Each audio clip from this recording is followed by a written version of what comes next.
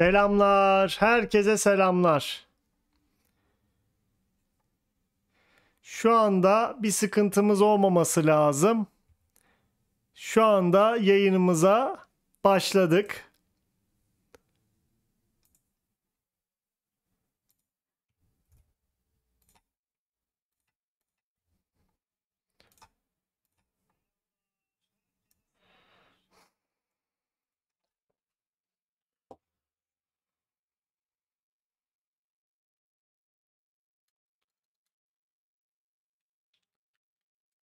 İyi değil mi?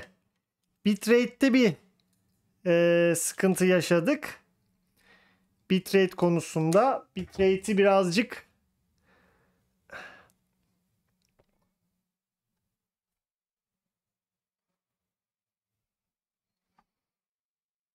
şey yapmışım.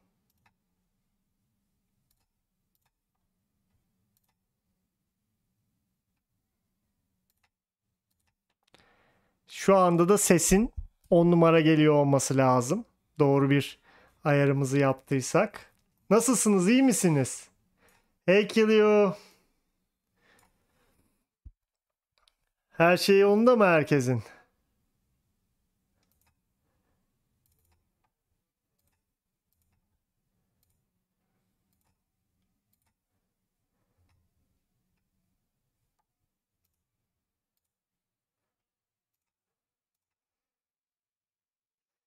Dur hemen yapalım. Hemen yapalım. Şimdi gelir. Bak bakalım.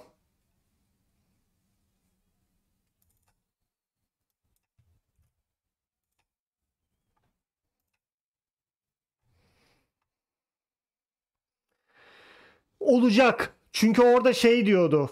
Ve fazlası da diyordu. Büyük ihtimalle olacak.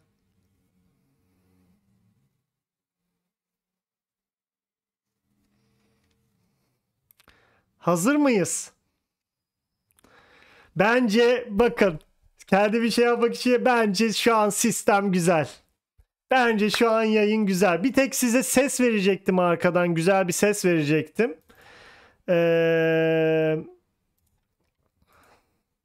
Bir müzik verecektim. 80'ler müziği verecektim. Onda bir sorun yaşadım. Onu da artık bir sonraki yayınımızda. Niyeyse Safari'yi görmez oldu şey.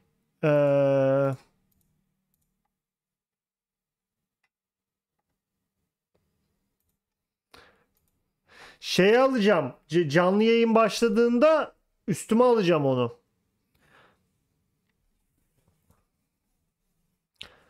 Benim bir tık şu şimdi diğerlerini okuyalım diye yaptım. Büyüteceğim yayın başladığında.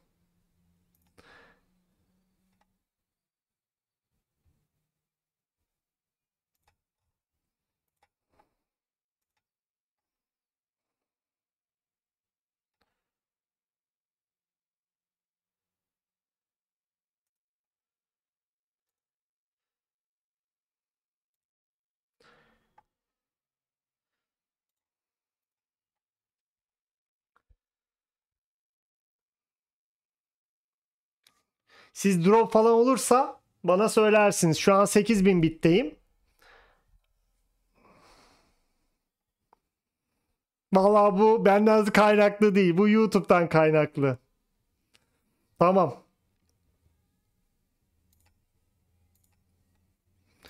Şeyi yenileriz hemen.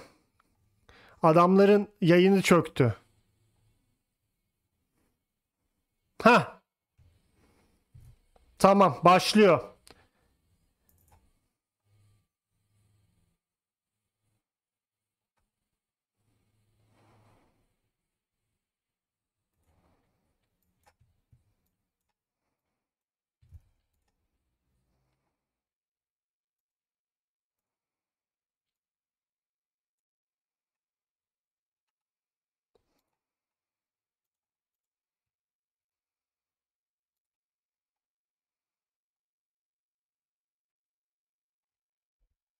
Evet, güzel bir etkinlik olacak.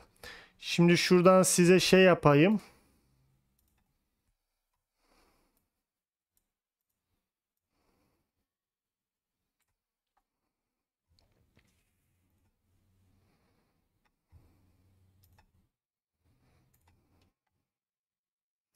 I don't think so. No.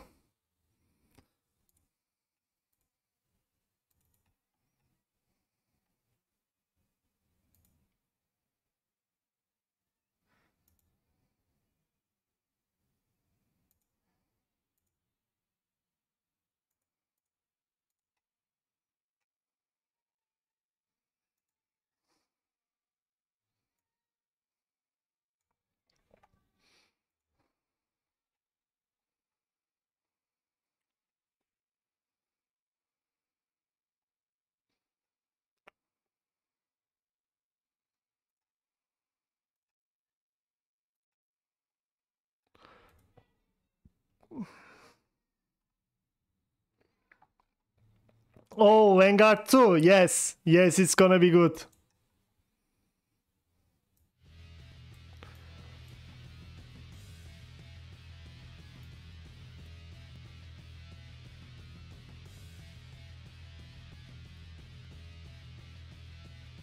Umarım bu şarkılardan falan telif yemeyiz.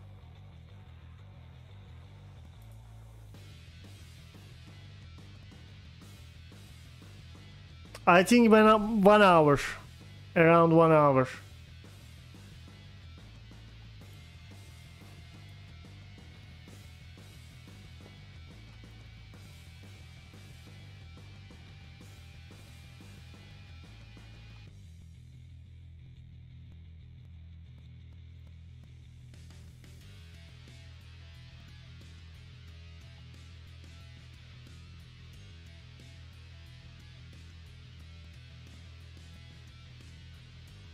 Bakalım ne olacak. Şuradan bir de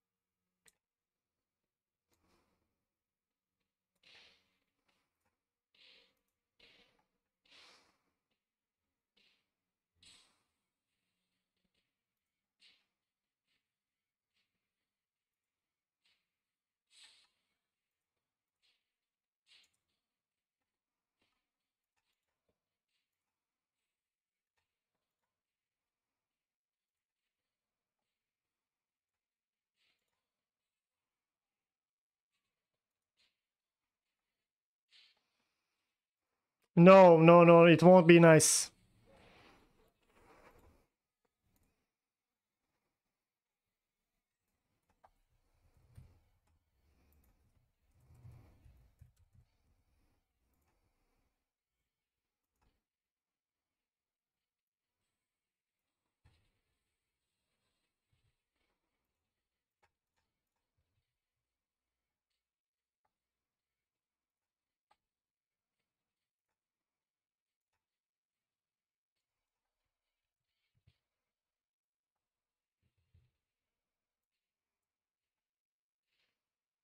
O Manor Lords'u hiç duymadım. Nedir o?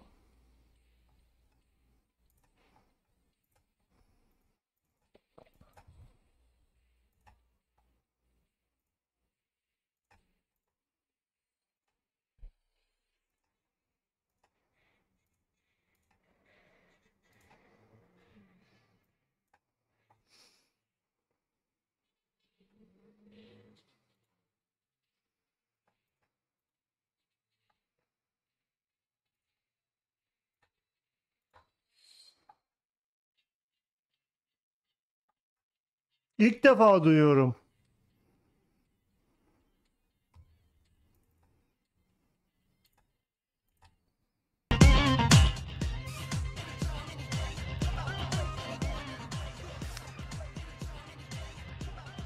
Bana şu an iyi mi yayın?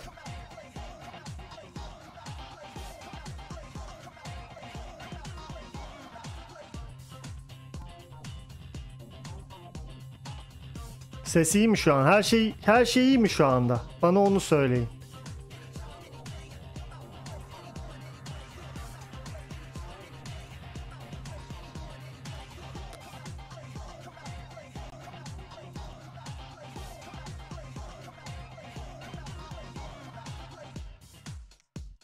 Tamam. Şunu da şey yapalım size.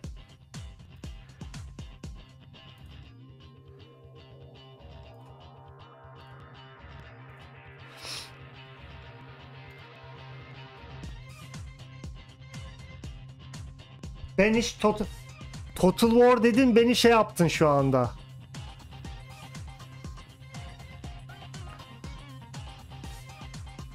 O olur mu sence bunda?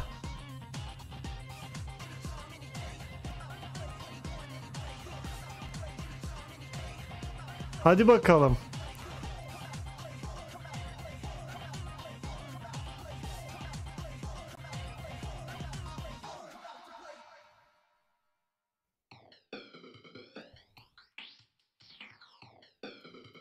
Sizi aldım yukarıma.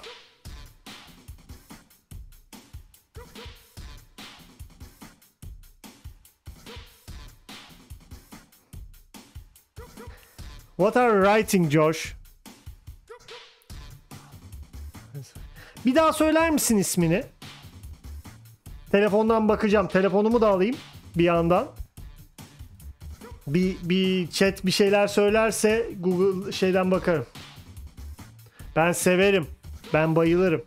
Tuncay, bir daha söyler misin ismini ya?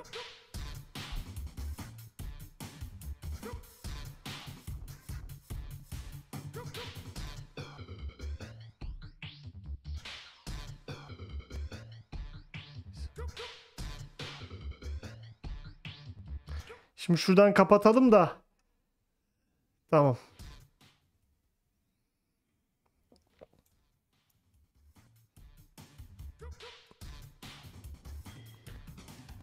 Manor Lords. Okey, bakayım bir ona.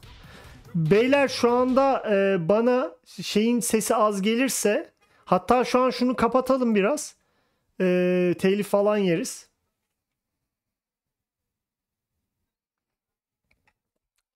Aslında bunlar da telif isteyen şarkılar koymaz diye gibime geliyor. Telif verecek çünkü insanların canlı yayın yaptığını biliyorlar.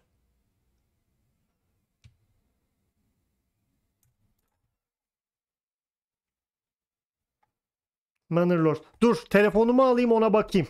Bir dakika bekleyin.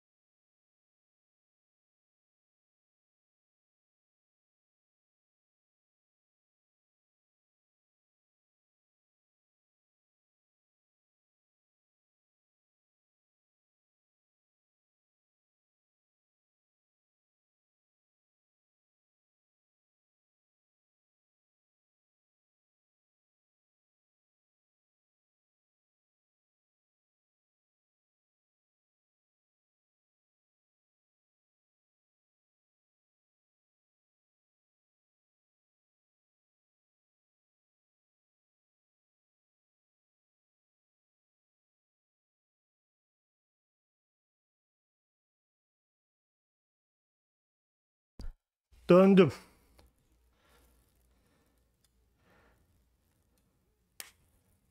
Şeyi nereye koyduk? Ha, burada.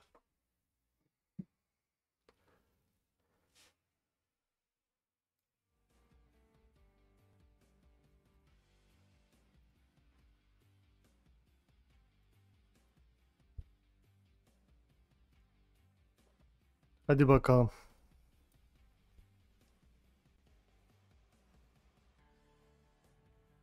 Manor Lords.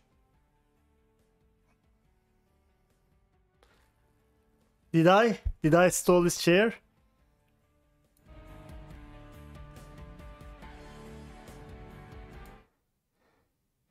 Şey yemeyelim.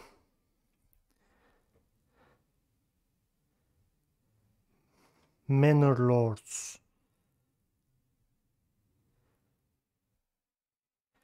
Manor Lords. Manor Lords is a medieval strategy game featuring in-depth city building. Güzele benziyor ha. Bakıyorum, şu an ona bakıyorum.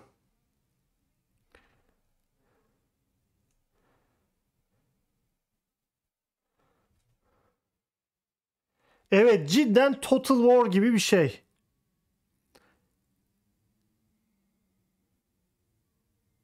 İlk defa görüyorum ha. Nasıl böyle oyunlar yapıyor? Bu ne zaman çıkacak reis?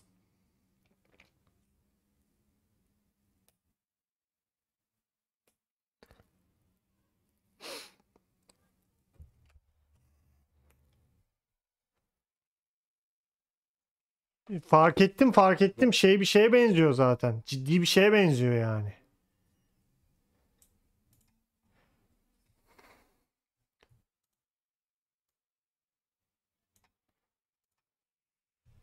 ...2023. Tam gözümün önünde olacak. PlayStation'a gelmez ama herhalde. Beyler, sizce bundan telif yer miyiz bu arada?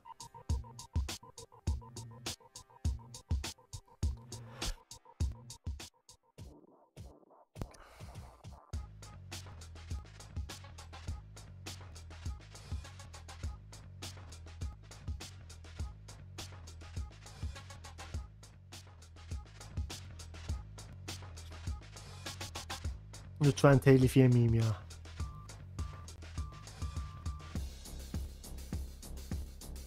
Evet, stream'e bir like alırsam beni mutlu edersiniz.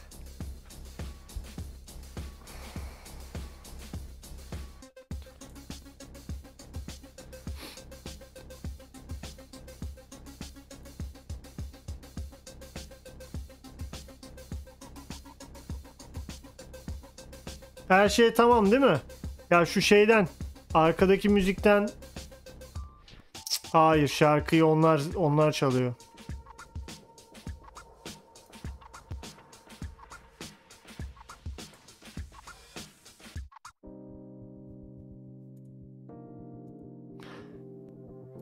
Telif yersin diyorsanız kapatacağım.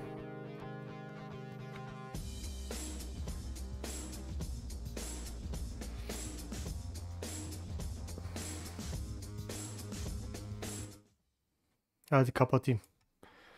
Telif yeriz.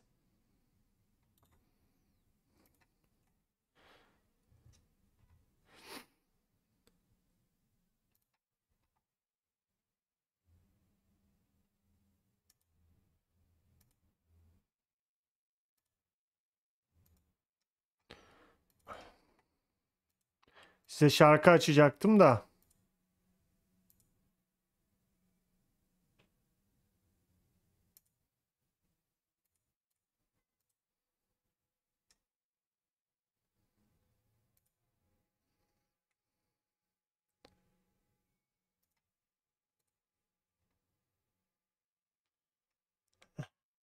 Onlardan bir telif yeriz.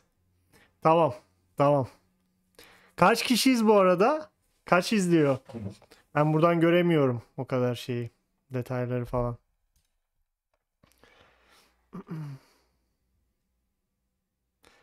Şu anda var ya, dropped frame 0. 0 şu anda. Çok güzel. Tam istediğim gibi bir yayın oluyor.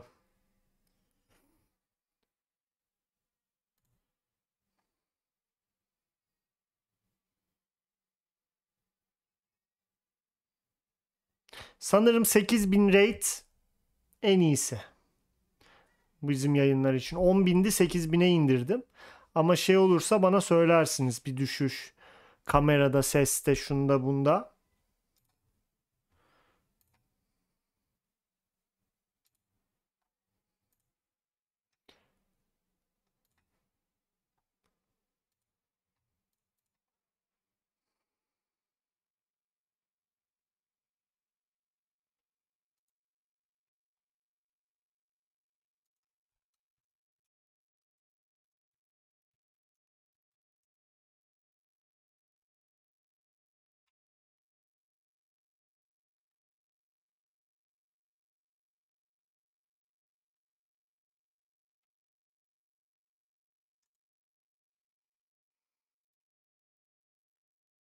Sağ olasın Tuncay. Really Josh? If you say so.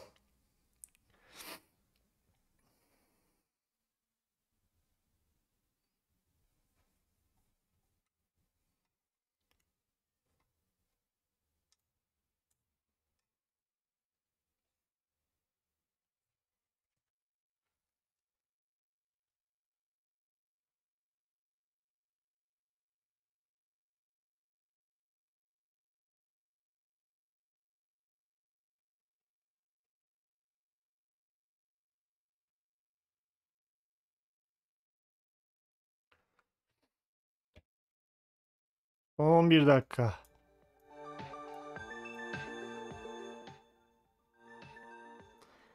No, not really. Not really.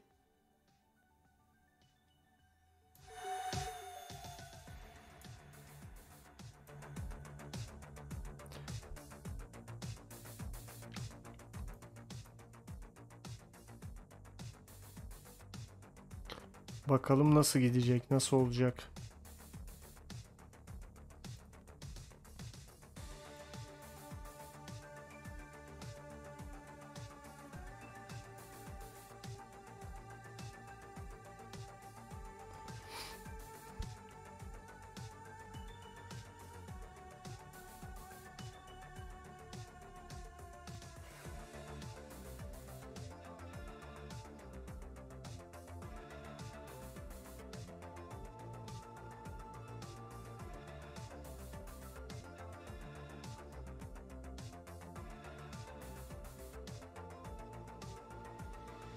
Josh,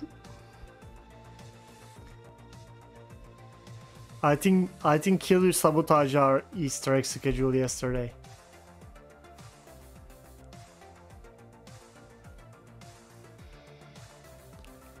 Teşekkürler.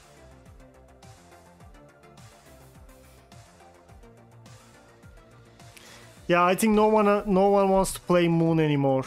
No Moon or Origins. Let's start to Infinite Warfare today. Hoş geldin.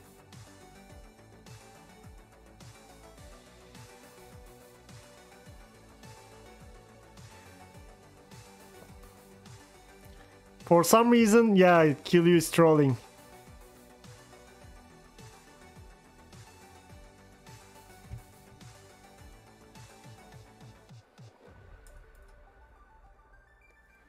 Yeah, Moon is extremely garbage. Başlıyoruz. Şöyle ama bir 10 kişi olsa o zaman tadından mı yenmezdi bu yayın. O olsun, sizler varsınız.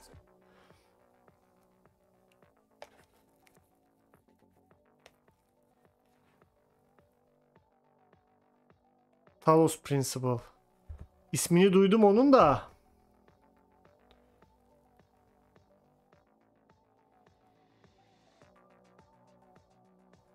Dur.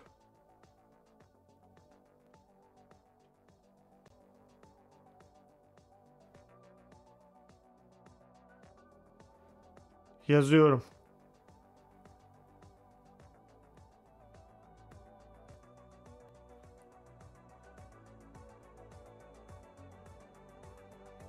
Yok, bunu oynamadım hiç.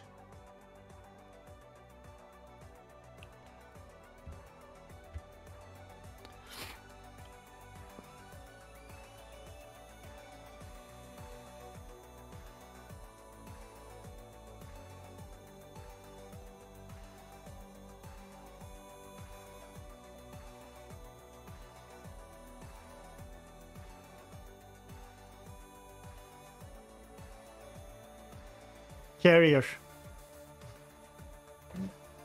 Because at least I don't have to wait till Channel 6. It's garbage. Beyler, beklentileri alalım. Hadi son 7 dakika. Son 7 dakika.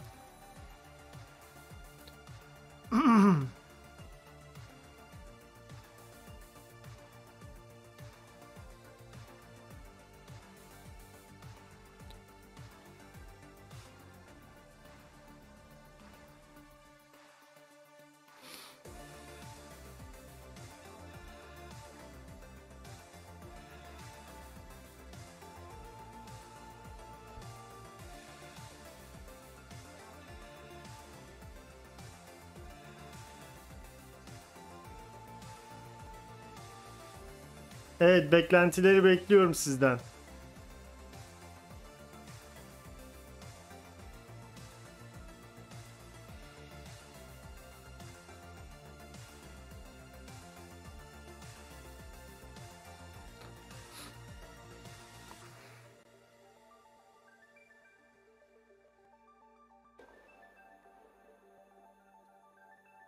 Bunu şey yapabilir miyiz ya?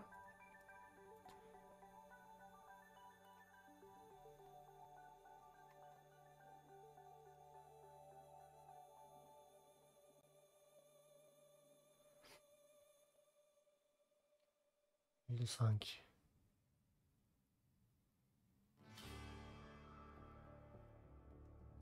Ya ben Alan Wake hakkında bir şeyler görmek istiyorum. List my top 5 painters. Okay. Okay.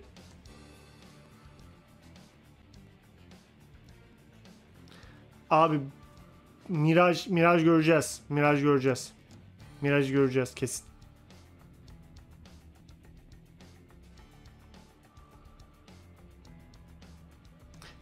Can you tell them, Josh, your top 5 painters? Miraj göreceğiz. Miraj'da şöyle güzel bir oynanış göreceğimizi düşünüyorum.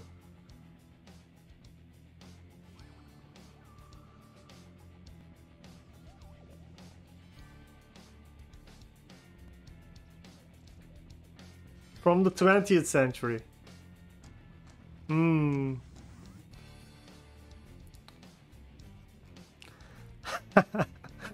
But stop sabotaging my stream, please.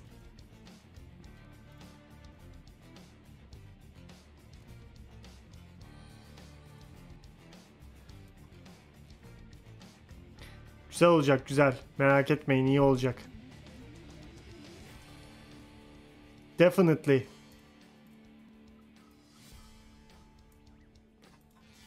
We're gonna see Mirage for sure.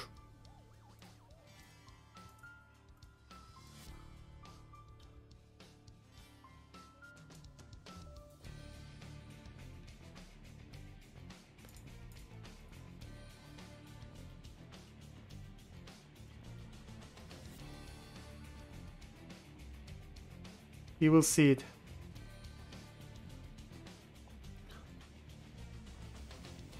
Güzel bir yayın olsun yeter.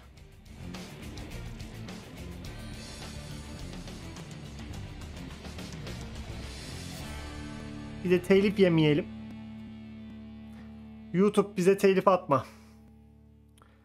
Gerçi YouTube şey yapmıyor. Şarkıları YouTube'da güzel özellik var. Bir şarkı otomatikman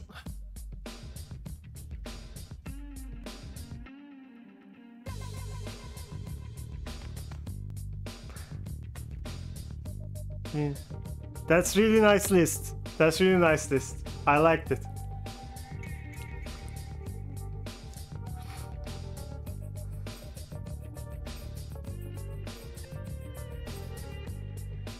Bir dakika beyler, pre-show diyormuş ya.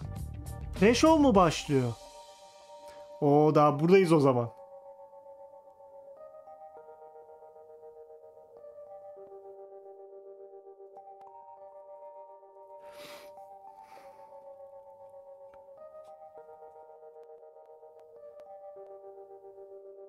Yeah, why shouldn't he be? Yeah, kill you. Tell us yours.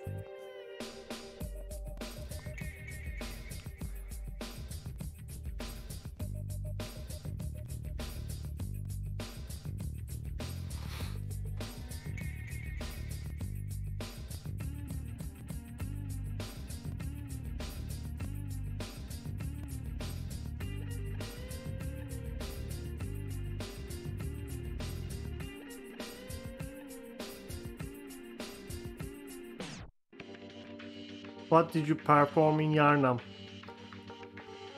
A lot of hunting, for sure.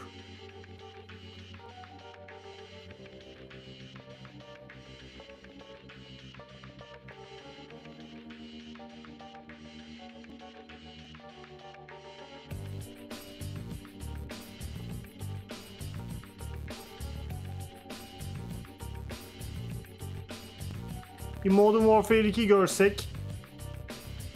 Bir Mirage görsek. Bir iki de yeni duyuru. Bu iş tamam. Bu iş tamam.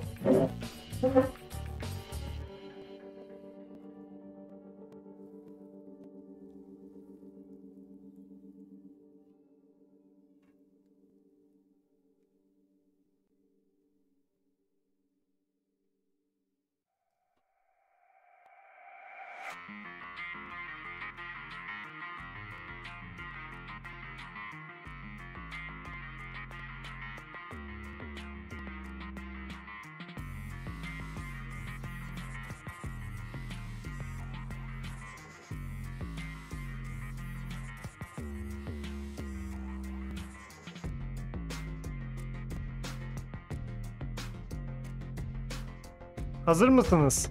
Bakın ama bu pre-show diyor. Galiba bir yarım saat bir bizi oyalayacaklar. Şeyi bana söylersiniz. Yayının, ya benim sesim değil ama yayının sesi iyi mi kötü mü diye. Arttır, azalt. Onu size güveniyorum.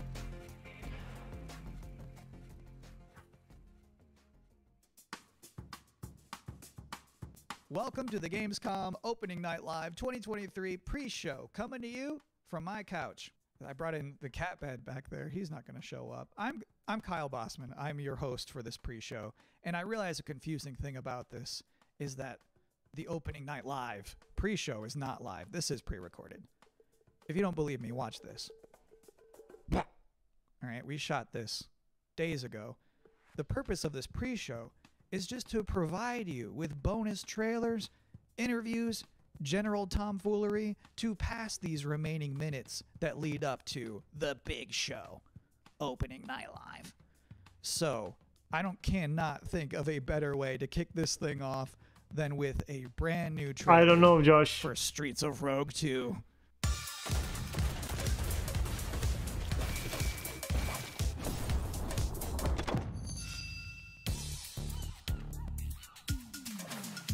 Welcome to the City of Dreams. Rogue 2.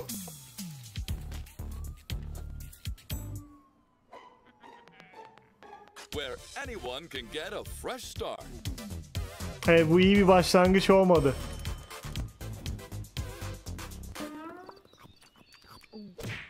Where a corrupt president Stardew Valley is coming. enjoys a bit too much power. O ne?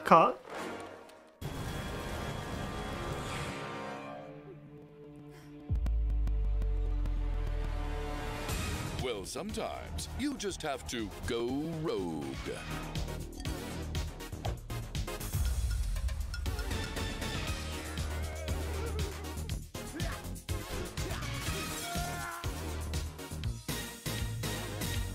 But remember, there can only be one president. Welcome to the streets, where anything is possible.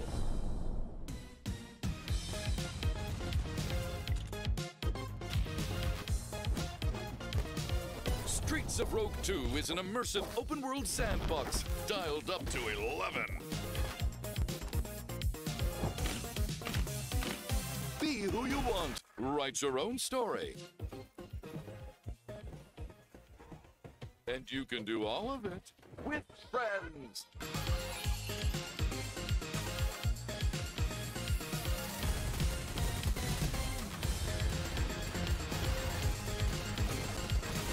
Evet. Bunu oynayacak var mı aranızda?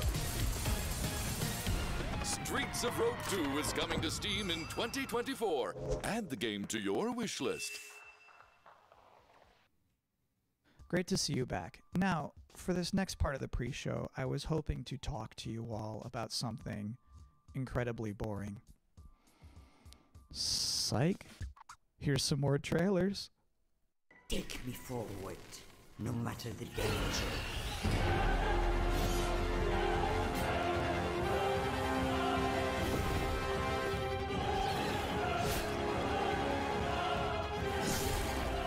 Grafikleri iyi gözüküyor ama bu tarz oyunları çok sevmiyorum ya.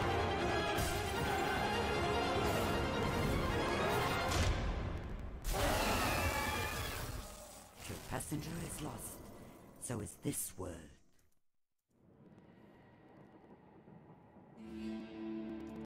I wanted to give our people one last hope. A champion to defeat this calamity. I am sorry to push that fate upon you, Lisfanga. This place is beautiful. Hello, sister. Kel, is that you? This is not quite how I imagined our reunion, Nima. You should not have come here. Abi bu tarz oyunları oynayan var mı? Tam mesela Hades çıktı bu tarz ama Let me help you, brother. o iyiydi. Leave now, for I still care about you. Kel, brother, listen to me. Enough! Lisfanga. Now, I realize even this far into this show that you might think I'm just some guy who hijacked the broadcast, and I don't blame you. So to prove that this is all legitimate, you think this guy is here is cringe? the host of Why, Gamescom Josh? Opening Night Live himself, Jeff Keighley.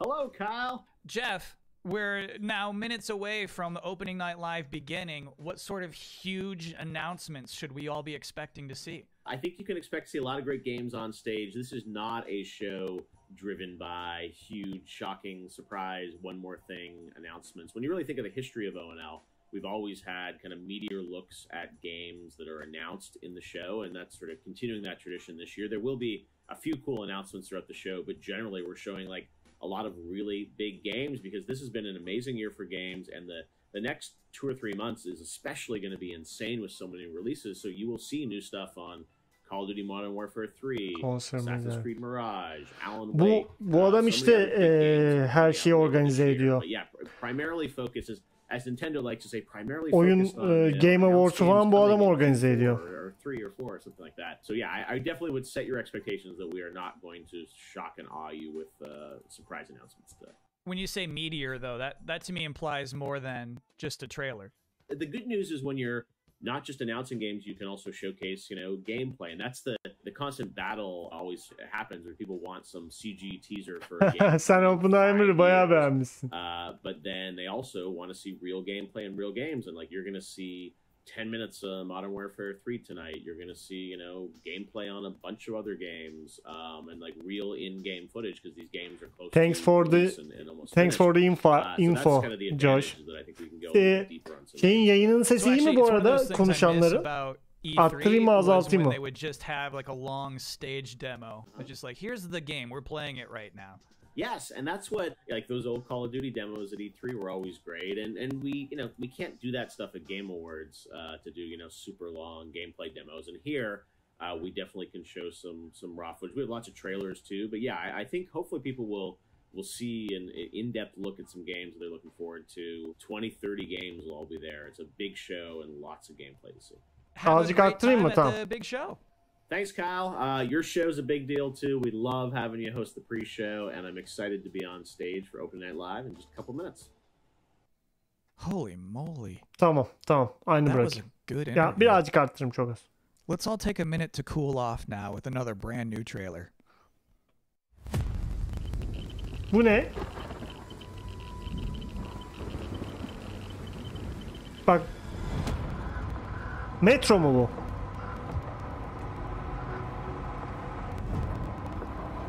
Metro bu.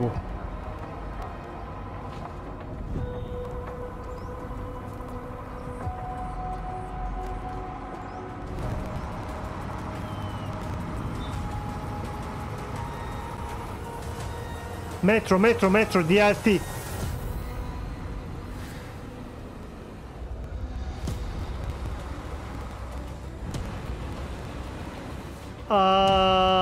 Yukarıdan oynanışlı Metro.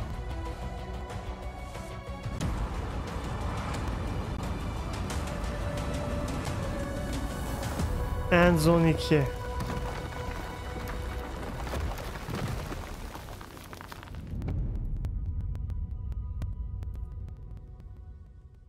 Hayda. Thank you, Endzone 2. I've always said this.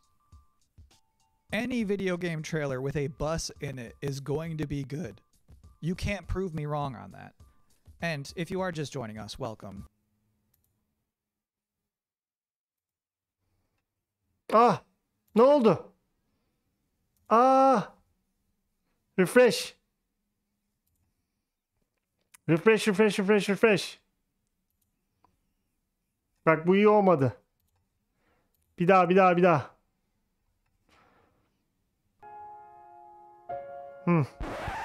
look like a fucking tour guide. Bulletstorm VR. Tamam, bizi ilgilendiren bir durum değil. No. Bulletstorm oyununu bilirsiniz. I see you're settling in to our wondrous Azoria. Working the land. Vay. Equipped with kindness and creativity. You found a cozy place in this community. With companions. VR olanlar için aynen. Who knows what you'll accomplish? Add a drop or two of magic. And set off for adventure. Ya Bulletstorm bayağı eski bir şey. FPS oyunu.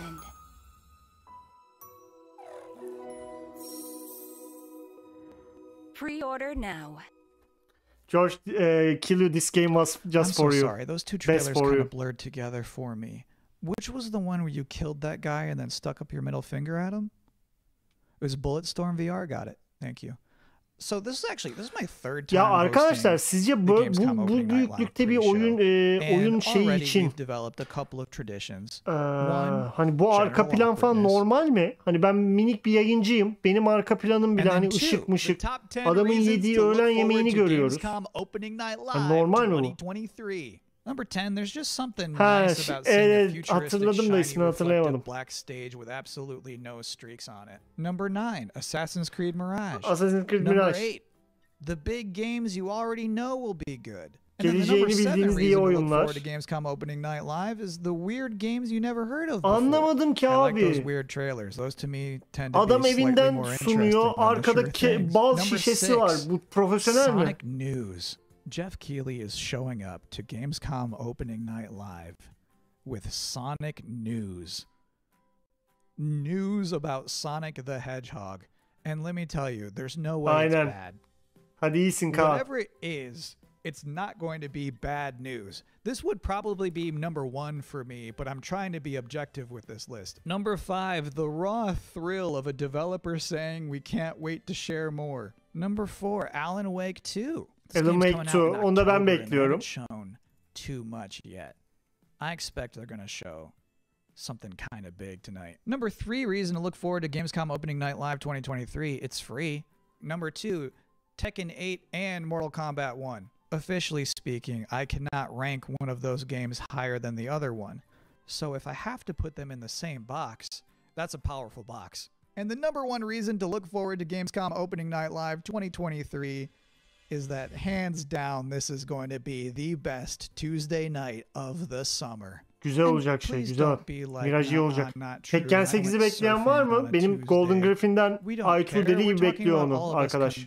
Collectively, this will obviously be the best Tuesday night of the summer. Because they know how to party on a Tuesday in Cologne, trust me. 8'in değil mi Tekken 8'in? And you know what else sounds like a party? The 7th Guest VR. So let's watch a trailer for that. Bir adam böyle hayattan bıkmış gibi konuşuyor. Evet şeydeki gibi. Dying Light'ta da vardı ya.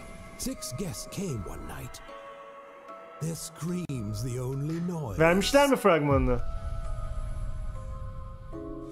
Evet tam dövüş mekaniğini göremedik. Bu ne? Stauf has spent his fortune wisely. Never mind the smell. Bit dreary in here, don't you think? Burden. Maybe you've seen me. Bu ne abi? Regrettably not. Oh, I'm bored. I'm going to the Ha, VR oyunu. Wait! We shouldn't go walking alone. This is a game, nothing more. One of us is going to win that prize money. Bir an ben de Bioshock sandım biliyor musun? Bir an böyle bir 2 saniyeliğine Bioshock zannettim. Nothing but queens. Apparently, there's more to this than I thought. No one came out that night. Not one was ever seen. But old man Stauff is waiting there. Crazy, sick, and mean.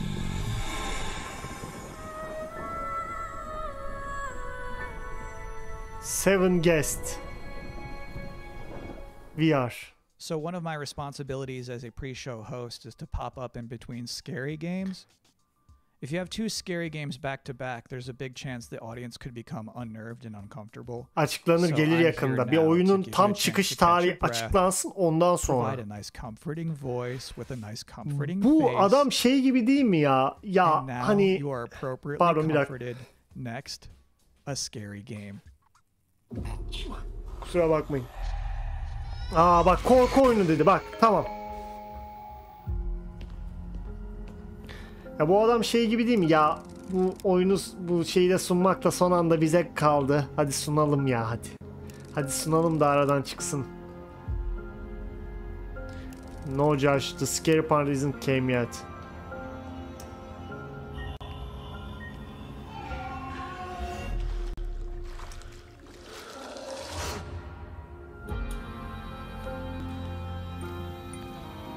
Grafikler çok iyi gözükmüyor. Neyse. Yok, Alliant'in sistemi iyi. Alliant'in sistemi iyi.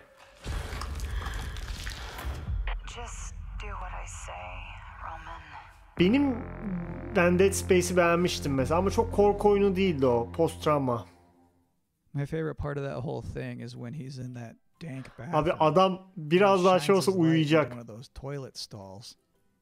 And like the girl from The Ring is Bir de ya, standing there. abi mikrofonuna bak, adamın mikrofonuna bak ya. Sunduğu mikrofona bak, milyonlarca insan. That's like my ideal video game hero. What a guy. Anyway, Sistemi iyi ama Black Myth Wukong inanılmaz bir oyun olacağı için hani büyük ihtimal çok yüksek olacak. Grafikler çok iyi onda. Abi adam belki Ultra'da oynamak istiyor. And Vernica. Thanks for having me. And I'm so glad you're here. I have so many questions for you. What is the best way for people all around the world to keep up with what's happening with ONL and Gamescom? Niye şunu en başından beri yapmadınız? There's an official Gamescom live stream and it programs in English and German. It's done by IGN. So that's the way to Yayın başlamadan bir lavaboya gidip geleyim mi? If you're in Cologne though and can attend Gamescom, you just go on Saturday and Sunday to Gamescom Festival. There's stages there with musicians playing. There's food trucks. There's like human social games where you have to be like in a soccer table thing. It's fun stuff. You should try it out. It's completely for free. So hold on, what is it? What is a human social game? You know, soccer table. You play. We're soccer talking about tables, foosball. right? Foosball. Yeah, we call it foosball. Yeah. But in this case, you get stuffed into it. So you are like one of the soccer people in that table. You can't move. You just stand there, go left and right, and play soccer like that. What does Gamescom mean to you personally? So 13 years ago, I actually started my career in the industry at Gamescom as a trainee. I just got thrown in, and I was overwhelmed by everything, you know. And to this day, it's just awesome to be reminded of that, to go there and see all these people, and I can still talk to the devs I admire there. So to me, it's kind of a happy place. I have one last important question for you. Sure. How do you say world premiere in German? It's actually Weltpremiere. Pretty similar, yeah, right? I think I could do that. Yeah, do it. Weltpremiere. Yeah, man, that's good. Congrats. And thank you so much for helping me out today. Absolutely. Thank you for having me, Kyle. Have fun at Gamescom. Thank you. All right, cool. Now I too am an expert. Please enjoy. Eine Weltpremiere. Bu ne böyle? I do not recognize these markings. Grafikler iyi değil. Perhaps this is one of the great cities of the age of myth. 2000 Skyrim online Skyrim gibi gözüküyor şu an. Elder Scrolls Online gibi gözüküyor.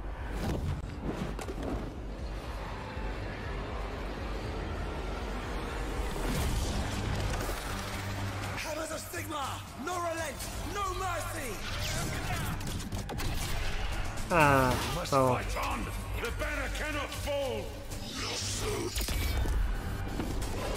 Warriors of Sigma, stand with me!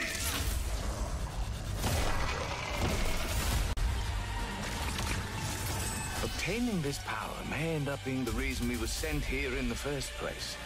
If we can claim it, we can cleanse the Oryx and save our cannabis. What's us stays us. Bu tablet oyunu gibi gözüküyor ha.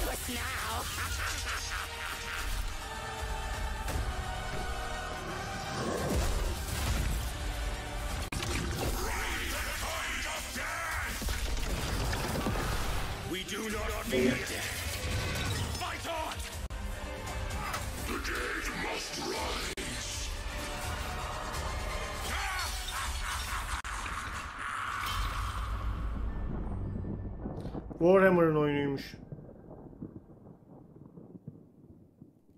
Ne PS5 falan diyor oğlum.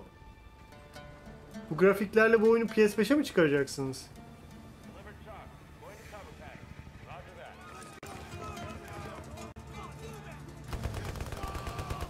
Bu da VR oyunudur umarım. Umarım VR oyunudur bu grafiklerle. Aa, Black Hawk Down'un oyunu mu acaba bu? 93 90. By 2035, we have formed a new breed of elite special forces who are better prepared Delta to Force. manage these latest Aa, görmüştüm onu Tuncay. global societies. Geçen videosu yayınlandı. No fear, no retreat. Tuncay takip ediyor. Nasıl gözüküyor sizce?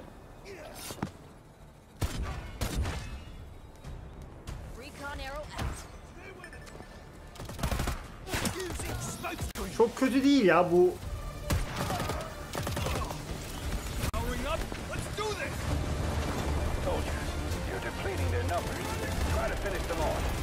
Hold the line.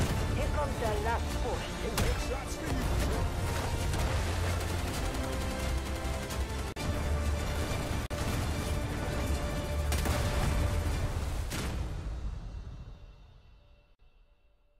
Delta Force. PlayStation, Xbox, Steam. Welcome back to the Gamescom Opening Night Live 2023 pre-show, where the minutes are just Tabii canım, flying hani by.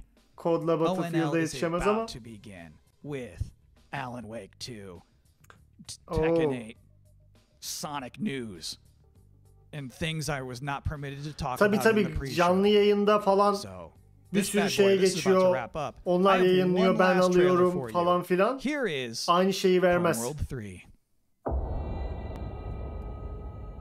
Alan Wake 2 mi bu? My name is Imogen Sajet.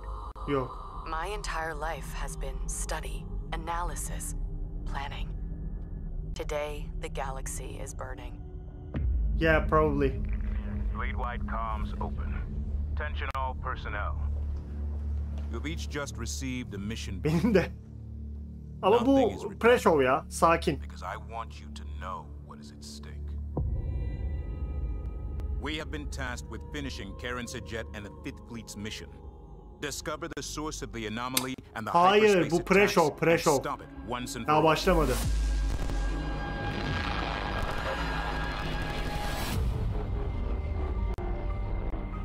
I know we were expecting a simple Star shakedown Wars değil. cruise. Bu bir tür uzay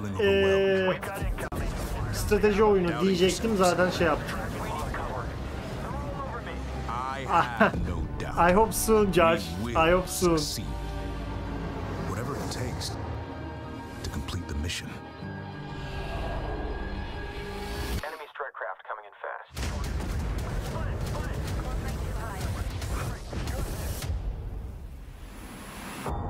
My name is Imogen Sajet.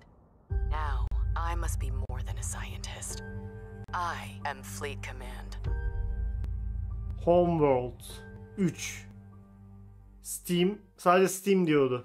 And that is it. That's all I have for you here in the pre-show, which of Tamam. course means that Başlıyoruz Gamescom beyler. Opening Night Live is now mere seconds away Hazır from mısınız? starting. Thank you so much for hanging out with me here on my incredibly cozy couch. Enjoy the show.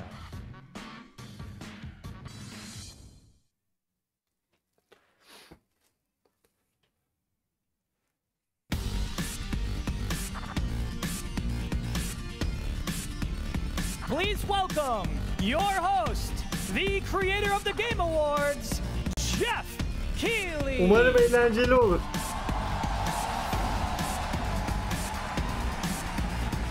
Evet abi, adamın bal şişesini orada izlemekten sıkıldık.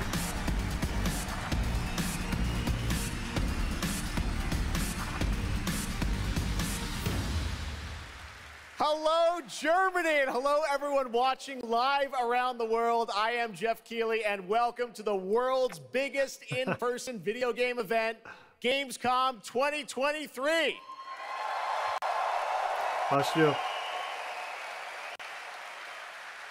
Now, this right here is kind of like the opening ceremonies for Gamescom. It's a preview of this year's most anticipated games. We call it Opening Night Live. And over the next 2 hours, you'll get exclusive new looks at titles like Call of Duty Modern Warfare 3, Alan Wake 2, Assassin's Creed Mirage, and Mortal Kombat 1.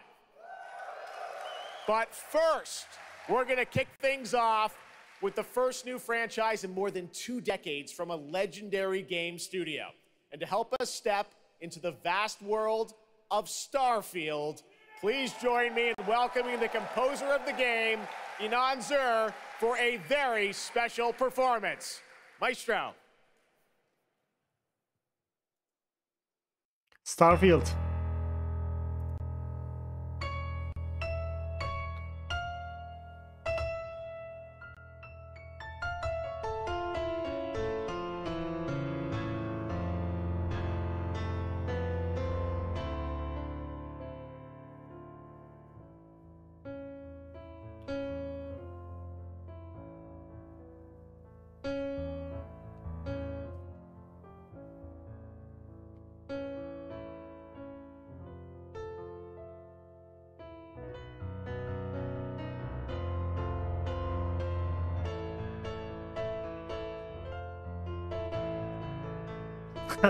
Aynen, itmene benziyor abimiz.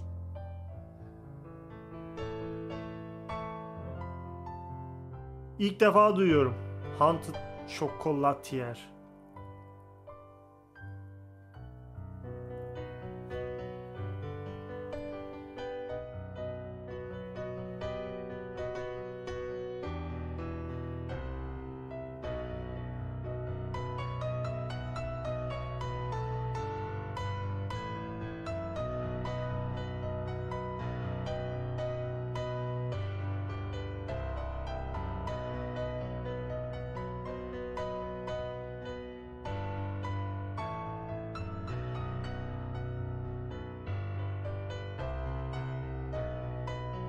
Yeah, like cello. Cello also knows to piano.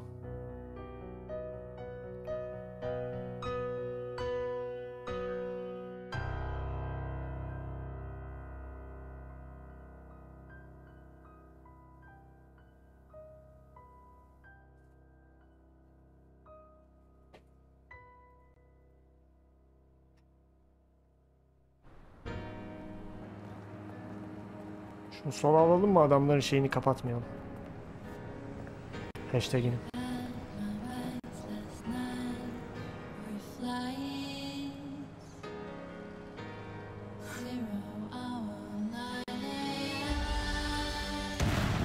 Güzel gözüküyor abi Starfield. Ama işte oynayamayacağız.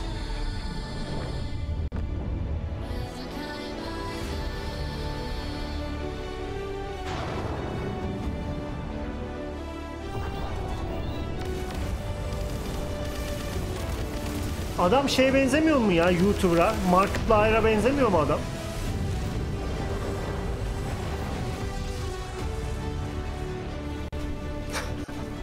Charge baktı.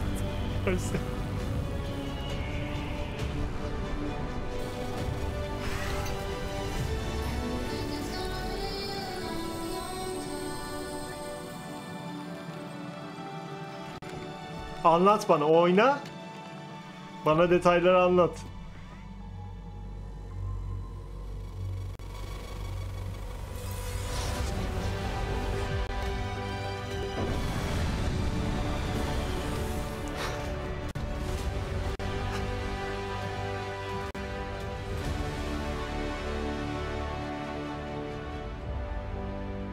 Starfield.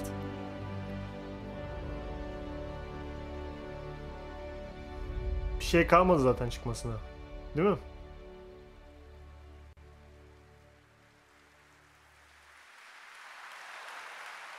Starfield is ever so close, and Inan, thank you so much for that spectacular performance. Really appreciate you coming all the way for this. It's true, in just over a week, fans will start to play Starfield in early access on Xbox and PC. Well, I've been lucky enough to start playing it. Don't be jealous. I'm not allowed to say anything about it. Yes, exactly. Oh! All right, well, guys. Ne oluyor? Thank you very much. Thank you very much, guys. Really Ya, adam disappointed. sahneye fırladı GTA 6 oynamak istiyorum diye. That's just so disappointing. This is such a special night for so many developers, and it's really disappointing to see someone act that way. But we're going to move right on with the show. We've got a lot of great games to show you. Adam GTA 6'yı o kadar istiyor ki. Sad to me to see something like that happen tonight. We're here to celebrate games. Adam GTA 6'yı o kadar istiyor ki sahneye fırladı. Without further ado, I want to move right on with the show because we've got a lot to show you. And the good news, Gamescom, is we have someone very special here. Would you want to do something like that for Vanguard 2? Starfield. Please join me in welcoming to Opening Night Live in Gamescom for the first time ever, one of our industry's greatest creators, the director and executive producer of Bethesda Game Studios. That's right, Todd Howard, everybody. Aynen, Bill Clinton falan demişti birisi, hatırlıyorum. Josh, someone just ran to the stage and said, I want to play GTA 6. Just go back in the stream, you're gonna see it. Ben de abi. He just ran to the stage and said, oh, I want to play GTA 6, GTA 6. Thank you so much for coming all this way to Gamescom. I think, Josh, you should do it for Vanguard 2. Is this true? This is your first ever time at Gamescom? This is my first Gamescom, and you were right. You said how great the crowd is here, and it really...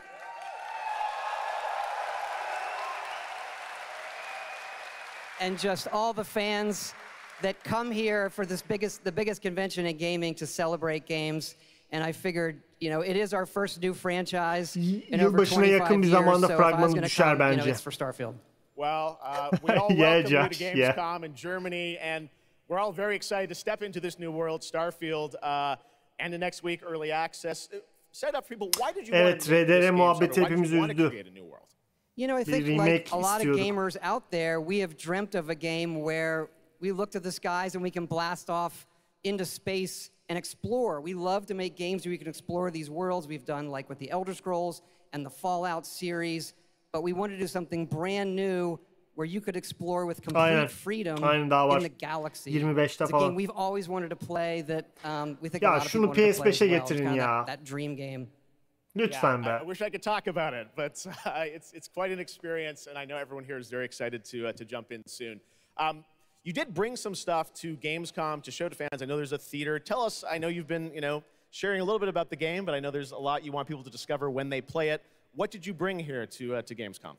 Yeah, it's really cool. We've built a 300-person seat theater where we're actually showing the beginning of the game, and you start out as a miner, and you touch this artifact that affects you in some way, where you see a bit into space-time, and then you get to create your own character. Our games are about creating and being whoever you want, and then you're off on adventure.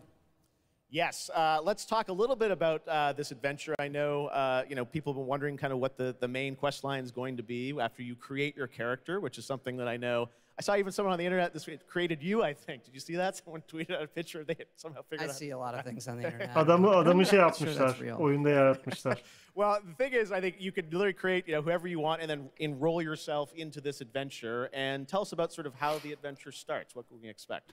Well, you jump off. You're joining Constellation, which are the last kind of group of space explorers like NASA meets Ama çok beklenen bir oyun. Normal yani. Artifacts. But the story goes a lot of places. The game has a lot of surprises that we haven't talked about. Peki bugün bir Fallout 4'ün 60 FPS duyurusu gelir mi? Çıkartacağız bu sene demişlerdi. Such an epic experience, and you and your team have done so much for this industry, and the fact that you guys have worked through COVID, building this, and coming on the other end, we're so excited for everyone to get a chance to play it. So thank you for all you've done for our industry, Todd. Everyone, Todd Howard. Thank you. Can't wait for you to play the game. Thanks so much, Todd. Really appreciate it. İşte PS5'e çıkarsan oynardık ama. All right, well, tonight is largely focused on announced games, but we do have a few surprises along the way. And next, it's time for the global reveal of the third installment in a franchise that is very familiar to Gamescom fans. Here we go. Evet.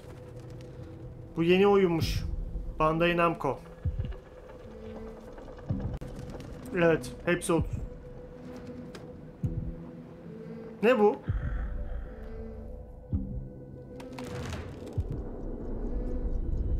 Aa, Little neydi ya? Little şey 3. İsmini unuttum oyunun.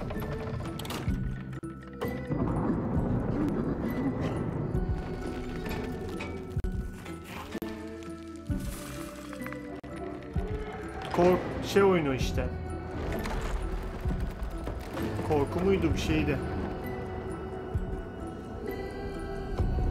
Little Nightmare aynen.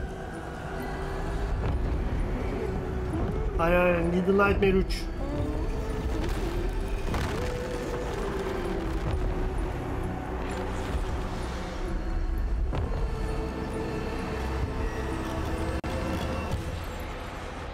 Little Nightmares.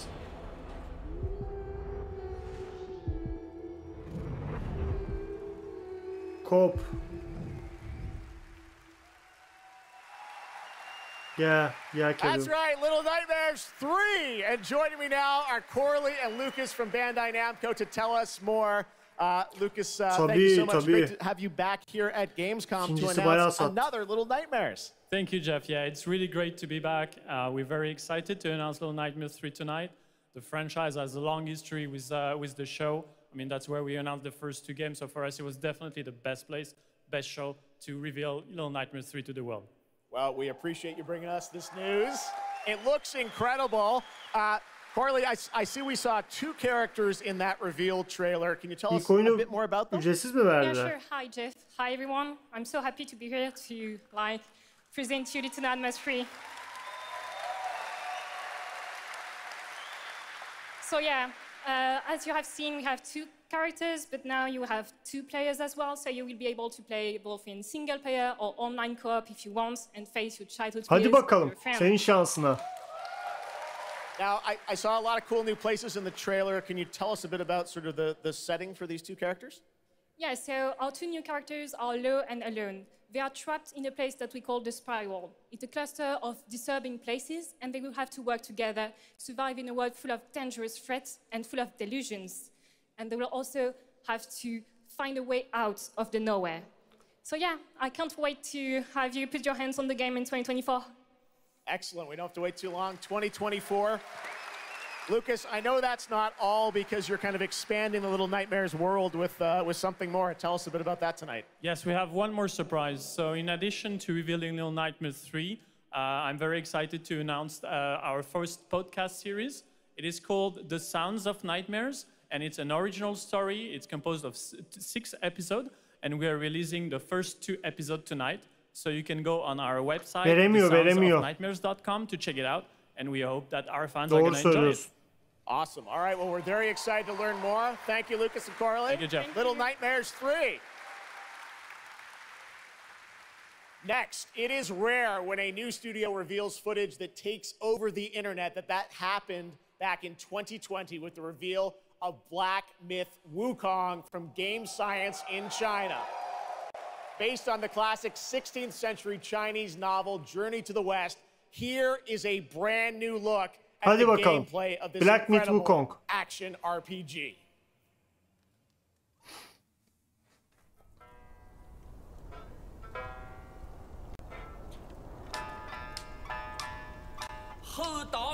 Aynen öyle. Ki benim en çok istediğim şeydi biliyorsun. Dead Space Remake. Şimdi 2 remake gelsin de. Bu adamın kafası mı yok?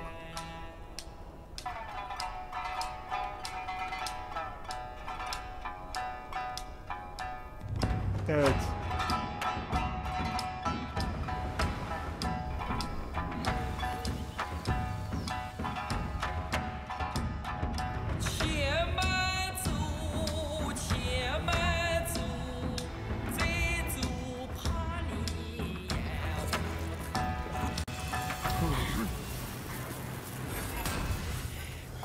Yılana falan dönüşebiliyoruz.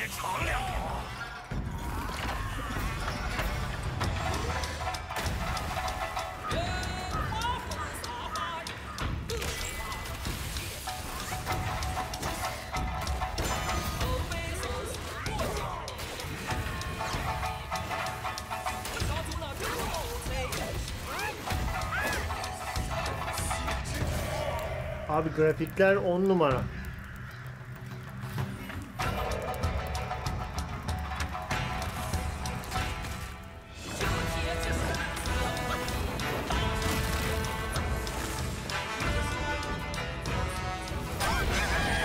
Çok güzel ya.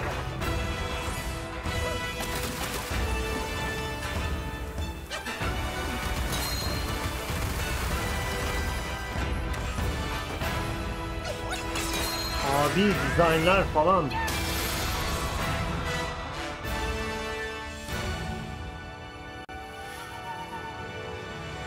Az bir şey gösterdi bugün ama devamı olur mu?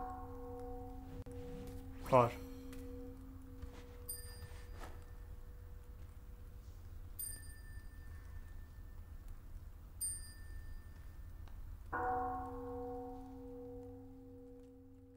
Haishenhua.com. Bu ne beyler?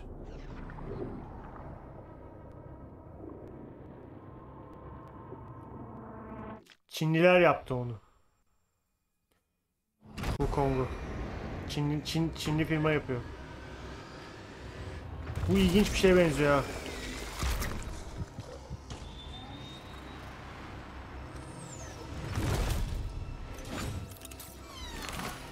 Bu ne ya?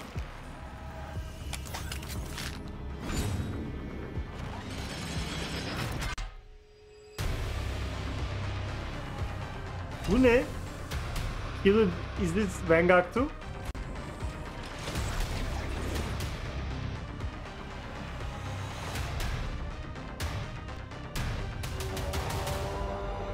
Güzele benziyor. Ah!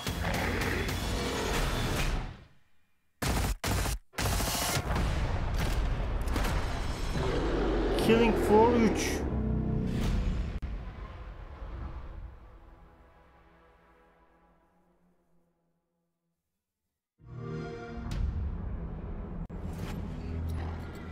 Age of Empires.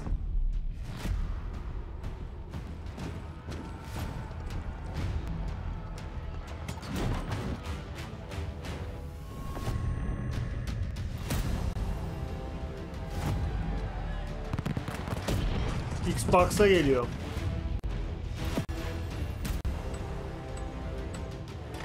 Ne oynardık ha küçükken?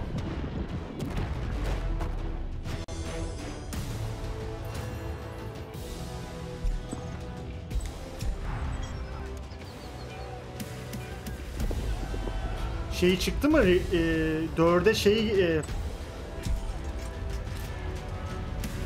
4 çıktı değil mi? Evet. Şunu takip etmedim ha. DLC olabilir. Ah! Aa! Ne oluyor beyler? Ha tamam, sıkıntı yok.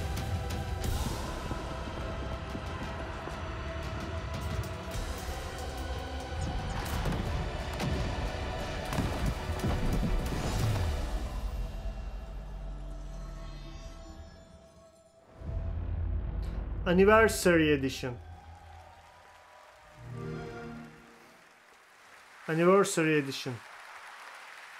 What a great surprise. Age of Empires 4 Anniversary Edition, an award-winning game on PC, is now available on Xbox consoles tamam, today. tamam. Right. Xbox'a.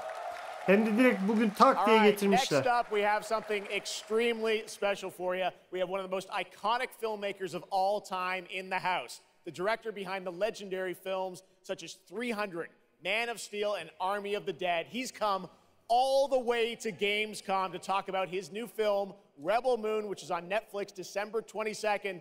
Gamescom, please give a warm welcome to the one and only Zack Snyder. Zack Snyder geliyor. Yeni filmi geliyormuş, Rebel Moon diye. Netflix'e. Artık çok kafama almıyor, biliyor musun? Strateji oyunlarını. Seviyorum ama kafama almıyor.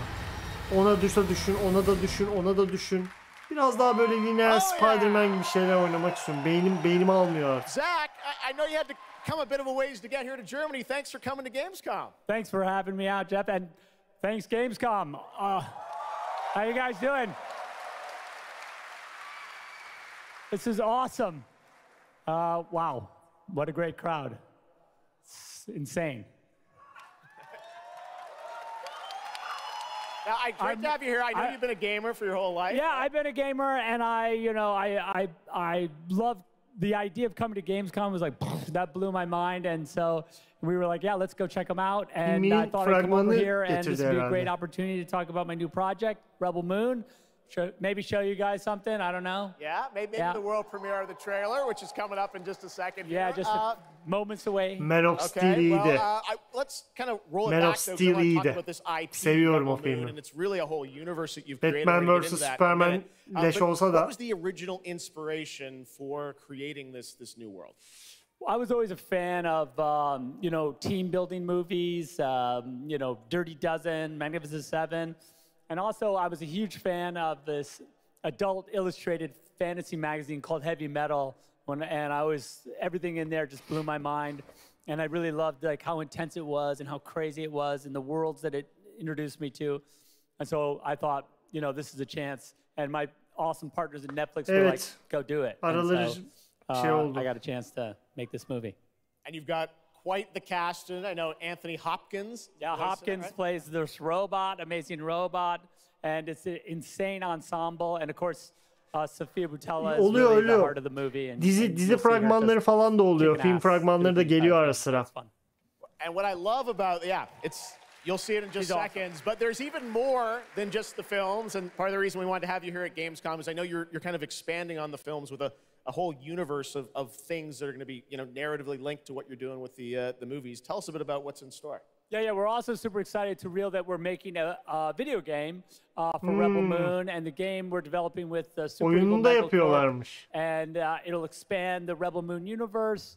It takes place right after the events of the two movies, and it really is I've been talking with those guys and really interacting with them, the ideas they have and the way the game's going to bir ya da iki tane gelse de geliyor. Hani ilk defa olan bir şey değil. You'll be able to pick your rebel and then go on missions, and it's one and two players in a co-op, and it's crazy. But we're just starting to talk about a bunch of other crazy ideas inside the game, so it's really fun, and that's coming. Evet, muhtemelen o yüzden. All right, well, we love it. The films, the game, and more. But let's roll it back to the movie because we are going to get a first look now at this incredible film, part 1 and part 2, right? Yep. This little trailer we put together, a little tease of the universe. So I hope you guys enjoy it. I can't wait for you to check it out right now. Let's check it out. The world premiere of the trailer for Rebel Moon. Zack Snyder, everybody. Thanks, guys. Bakalım nasıl bir şey. Güzelse incelemesini yaparız.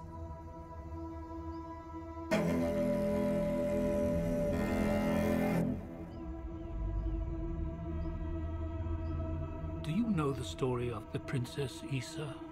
Anthony Hopkins'in sesi.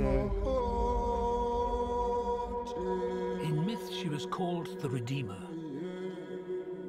It was said this child would stop the madness of war. That she was to usher in a new age of peace and compassion. Böyle gladyatör şey karışımı.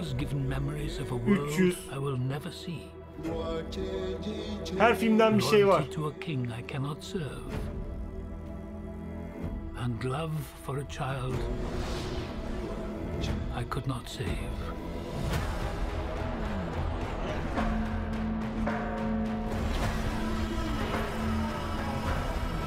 What do you think they want?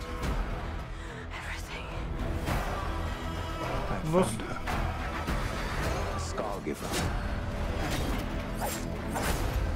I am a child of war. I was taught that love is weakness. Abi bu film Dune, Gladyatör. Bu film Dune, Gladyatör, 300, Man of Steel'in karışımı bir film. Star Wars. There is a price to pay for your defiance.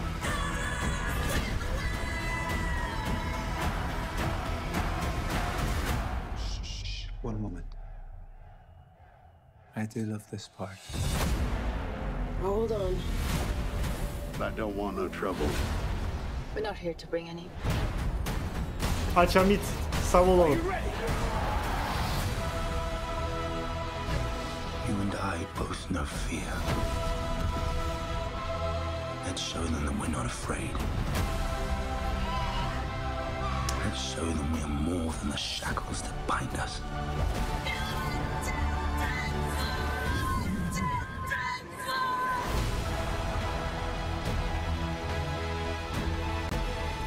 Çok karışık abi, çok karışık. But the myth is indestructible.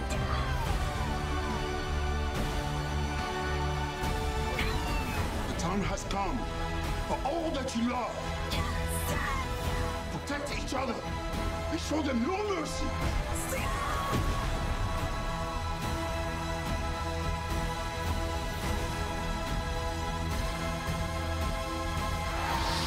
Dune 2 değil, Dune 2 değil. Benziyor ama. Hayır. Zack Snyder'ın yeni filmiymiş. Netflix'e geliyormuş.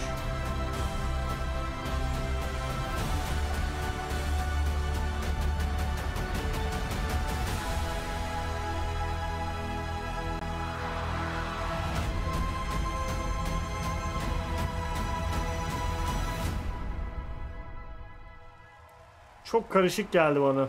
Çok beğenemedim. Her şeyi böyle alıp işte Narnia,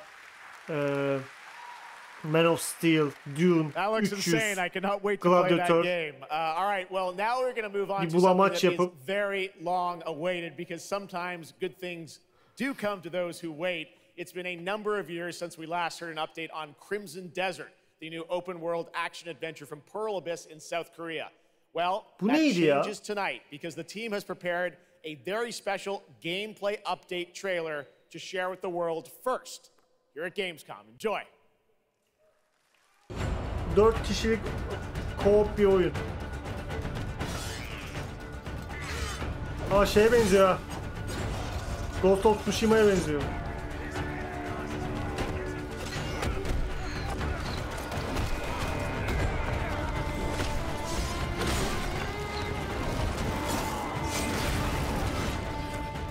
Grafikler güzel. Grafikler güzel.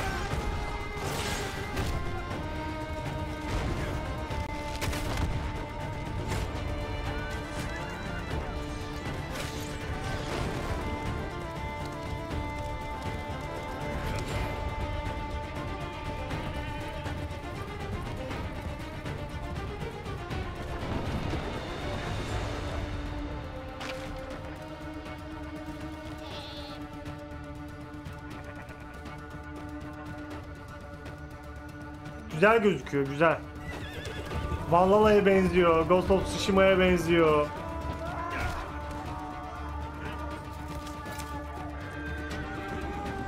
Red Dead'e benziyor.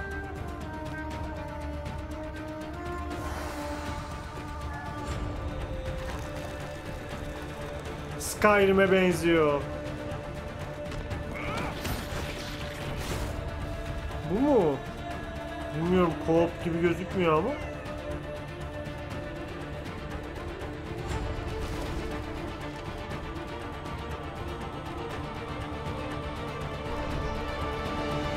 Co-op olabilir de olmayabilir de. Aynen. Bunu cebe at. Assassin's Creed de var. Red Dead de var.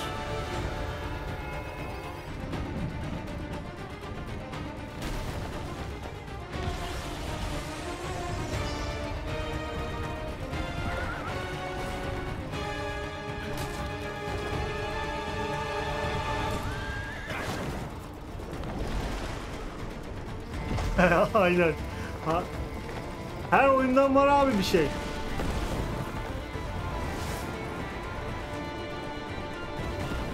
Fortnite da var.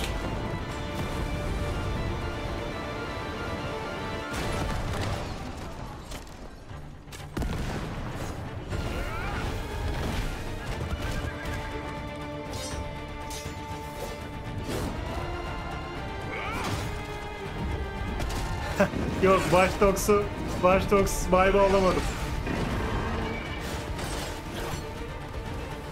Aa, Sekiro da var.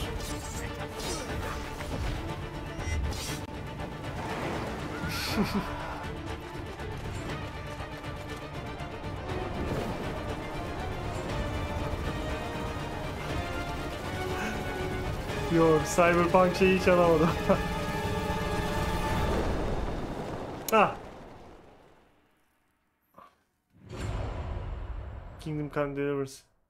Hey, what's up, Gamescom? It's Ice-T. I've hooked up with my favorite game in the world, Payday, and I have my own special heist mission in Payday 3'ün görevi gösterecek. I know a lot about heists in real life, all right? It launches September 21st. Here's a world premiere first look. Okay, so here's the deal. The components are kept in high security cooling containers somewhere in the storage yard.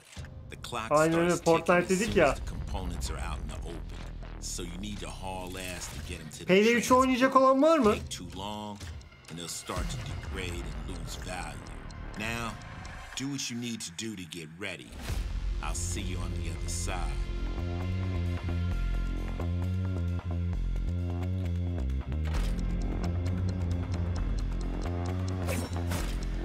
Alırlarsa oynarım.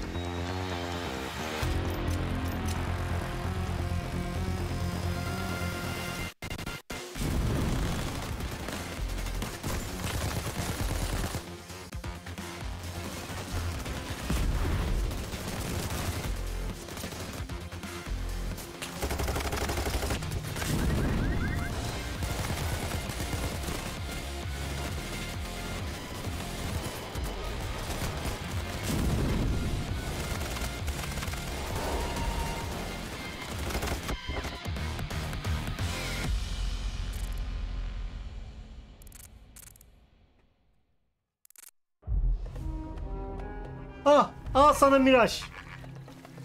Al sana Miraç. مضى منذ رحيلك عن بغداد أعوام لا أذكر مقدارها.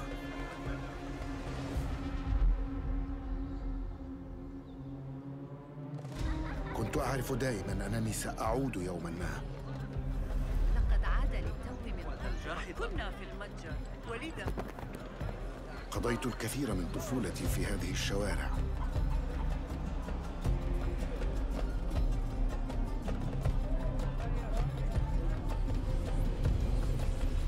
İyi gözüküyor, iyi gözüküyor. طالما كنت أستمتع بهذا المكان. كنا نتسلل إلى بيت الحكمة في صغرنا أنا وصديقتي نهال.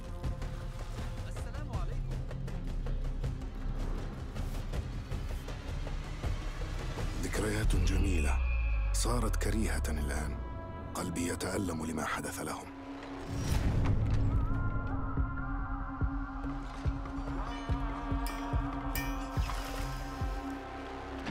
أنا ذا مستتر يتهيأ لإعادة النور إلى أحلك أركان. Güzel güzel.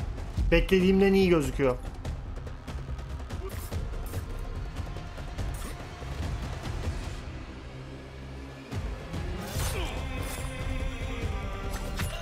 إني أبعد نصلي عن الأبرياء وليس عن تنظيم القدماء.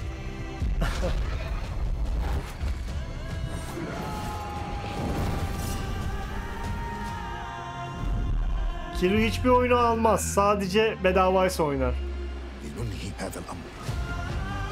No. Persian Empire.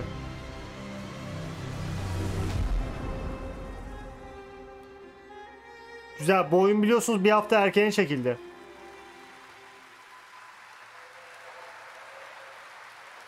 There you have it, Assassin's Creed Mirage, which marks a return to the Middle East for the series, offering an immersive and authentic experience featuring full Arabic voice acting, as you saw in that trailer. Evet, full Arapça, oyunu baştan sona full Arapça yapmışlar aynı zamanda oynamak isteyenler için. Big month in October for game releases.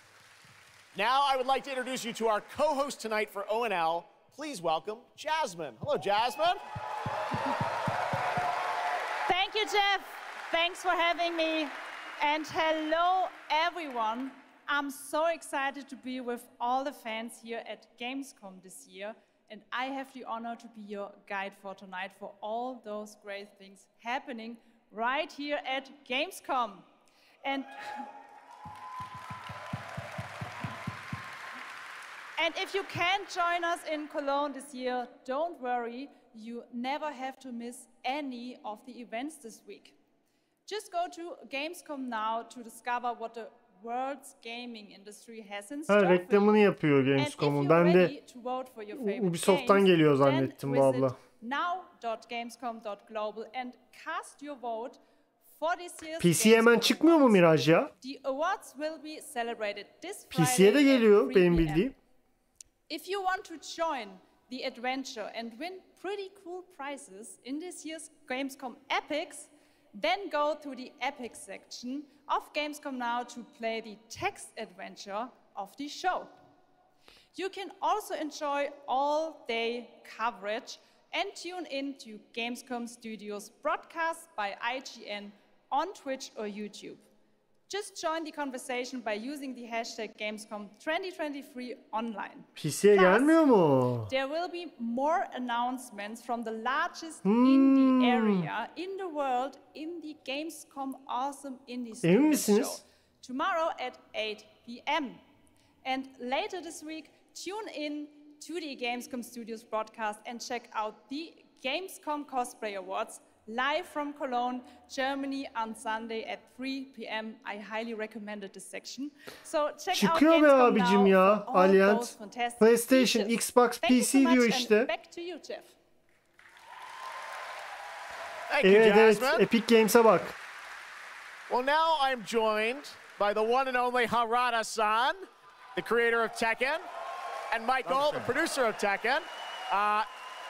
You guys have come all this way from Japan to deliver something special to Gamescom. What do we got, Harada? そうですね、普段最近はずっとバトルシステムの話ばっかりしてるので、今日は皆さんのために、全く新しいモードの情報を持ってきました。So up until now, we've been mostly showing off the battle mechanics and new gameplay, but today we have an all-new mode to show you today. はい、ですね、鉄拳はもちろん今回も、三島サーガを描いた鉄拳のキャラクターの壮大なストーリーモードはあるんですけども、Golden Game'den Aytu特に欧米では、失われてしまったアーケード体験の、ストーリーが体験できる、プレイヤー中心のですね、ストーリーモードっていうのを、最新の AI ラーニングシステムを使って、すごい臨場感のある、ベテランからニューカマーまで楽しめるような、そういう新しいモードをちょっと Tamam abi bırak çevirsin yanındaki. Of course, Tekken 8 will have the story mode covering the Mishima storyline and the arc that the players expect up until now. But this brand new mode is kind of the story that focuses on you as a player, and it covers the arcade scene, which is a classical atmosphere that people our generation actually got to experience firsthand, but maybe some of the newer gamers out there haven't. So this will cover that. As you progress through that storyline, you'll experience some all-new gameplay that actually has some AI kind of infused learning aspects to it, and it's really exciting, and we hope that you'll enjoy it. All right, well, let's take a look at the brand new trailer for Tekken 8. Tekken seven var mı chatte?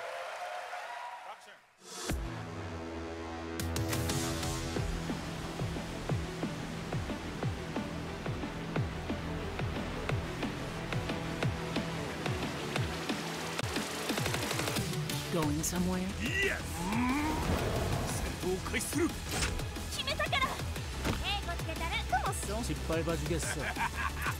Es hora de entrar. Observa.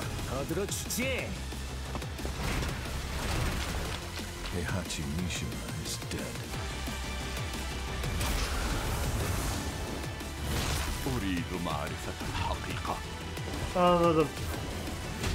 Let's go. Willst du im Sparring gegen mich antreten? Yoshimitsu Kento.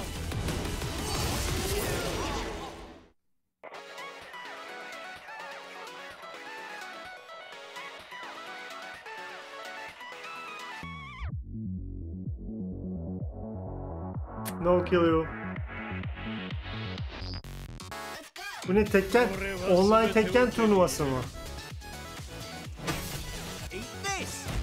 What's done is done. Josh, are you gonna play Tekken?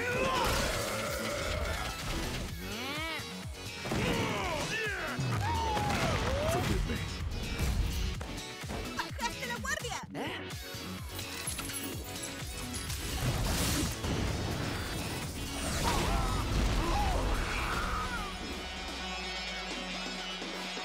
Get ready for the next battle.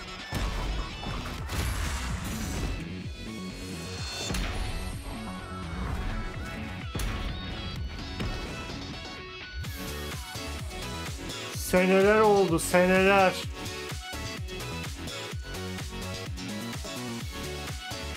Hatta Tekken 7'de Walking Dead'ten Negan falan var. DLC'si. There you have it, Tekken 8 coming in January 2024. All right, I'm now joined by Shelby Carlton and Dave Swenson from Sledgehammer because on November 10th, Call of Duty Modern Warfare 3 arrives, and today you guys are going to be the first audience in the world to see some raw, real gameplay from the campaign. Dave, Shelby, welcome to Gamescom. What can you tell us about Modern Warfare 3, Dave? Well, first of all, Jeff, it is awesome to be here. Modern Warfare 3 this year is the complete package. We're shipping 16 multiplayer maps, all from the original Modern Warfare 2. These maps have been modernized with new gameplay and features. We also have open world zombies. This is our largest zombies. Yeah. This is our largest zombies offering ever, and for the first time, it's set in the Modern Warfare universe. And of course, this year we are bringing a huge innovation to the Call of Duty campaign. Yes, let's talk a bit about the campaign, Shelby. Makarov, I know, is going to factor into this. See him over there. Today, tell us a bit about what is the storyline, what can we expect from the campaign? Yeah, so for the first time for Call of Duty this year, we're doing a direct sequel. You know, Modern Warfare 2, they asked a lot of interesting questions in their story, and Sledgehammer Games is so excited to work with Infinity Ward on the campaign to answer some of those questions and to bring you Modern Warfare 3. And one of those answers, he's standing right behind you. Yeah. He is Makarov. He is our infamous antagonist. He is cold, he is calculated, and he is trying to bring the world to the brink of war, but not if Task Force 141 has anything to say about it. So we are just so excited to get this campaign into the players' hands. All right, well, we are going to see a playthrough of a campaign level. But first, Dave, I want to talk about something new you're doing, open combat missions. What are those? So Call of Duty is known for epic cinematic stories, as Shelby talked about. And this year in Modern Warfare 3, we're introducing a new innovation to the Call of Duty campaign that's going to allow players to interact with that story like never before. We call them open combat missions. Open combat missions are player-directed. They allow the audience to play the game the way they want to play it. So if you're like me and you like stealth, you can go in quiet, you can equip, suppress weapons, complete all the objectives without the enemies ever knowing you were there. But if you want to go in loud, you can strap on armor plates, you can go and hit the enemy head on, and open combat missions will support it. You can leverage vehicles, you can leverage tacticals, lethals, you can even use your favorite kill streaks in campaign. Wow. Now, open combat missions are really important to our campaign story, and they're going to work seamlessly with those epic cinematic missions that Call of Duty fans know and love. And tonight, we want to show you an exclusive first look at one of these epic cinematic missions. Hadi bakalım. Set it up for us, Shelby. What are we going to see? This is the start of the game almost, right? Yeah, so this is a sneak peek of the very first level of Modern Warfare 3. This is called Operation 627. All right, first check mission. it out. Here you Josh, go. Call of Duty at you ready? Gamescom first. Thanks, guys.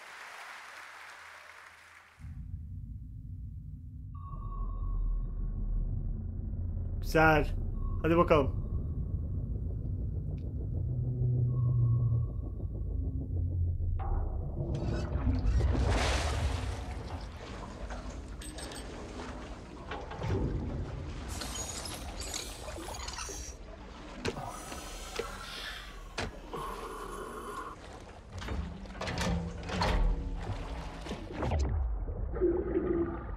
Sinematikler falan çok iyi.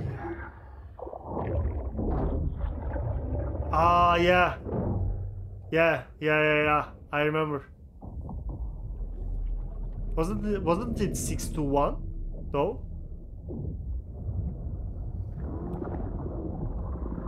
Alpha team clear.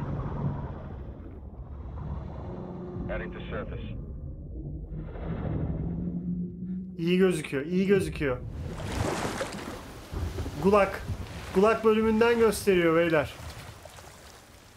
All teams, eyes on target. Phase 1 complete. Charlie copies. We're set. Roger that. Moving to phase 2. Patrol boat 2 o'clock. Get under.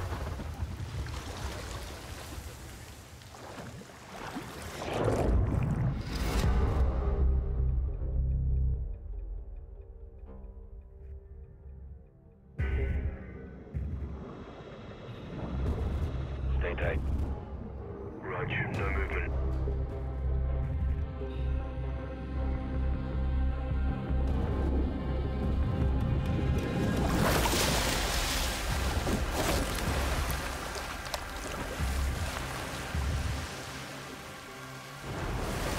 Çok iyi gözüküyor.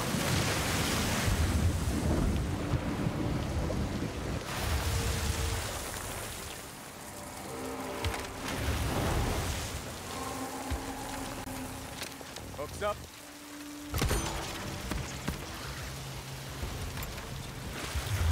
Good hook. Let's get up top.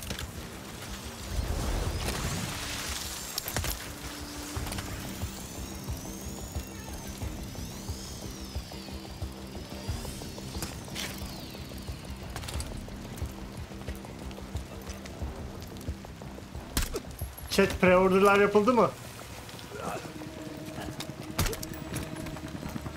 All teams, Alpha's in. How copy? Solid. Relay went clear. Moving to Mark DZ. Stand by. Nods on. Iostrobes on. Kilo, did you pre-order? Doğru söylüyorsun ya. Hold.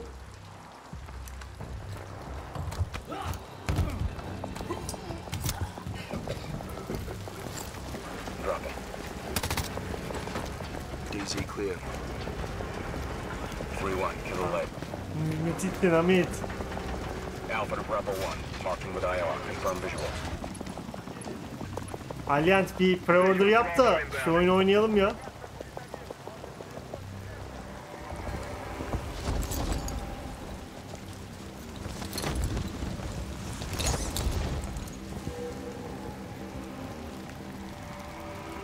teams, Bravo's on deck. Pushing up. Alpha to Charlie. You set? Affirmative. All teams green to go in phase 2. Check. Roger.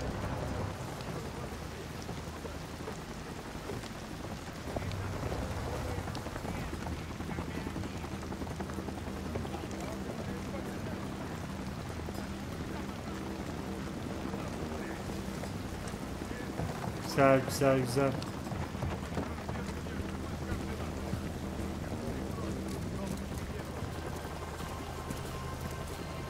Moving interior.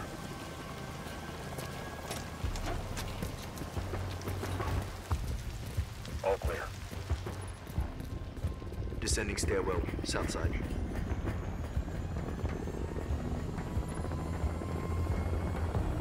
Vanguard kötüydü ya. Nods off. Be advised, they got a bird up.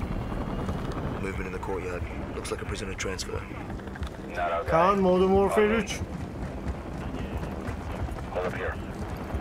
All teams, Alpha's in position. Yeah, kill with pre-order, for sure. Charlie, good to go. Roger. Fire in the hole. Stand by. 3, 2, 1. Execute.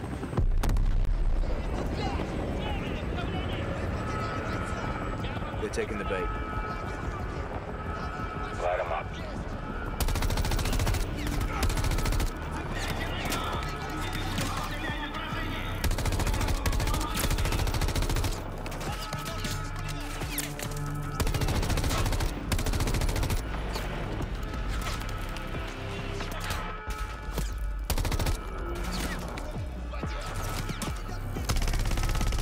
Buradan Halime ile Gülsüm'e selam gönderiyorum.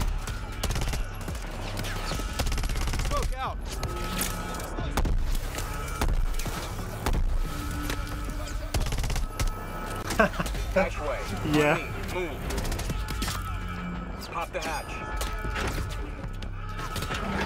Let's go. Stay close.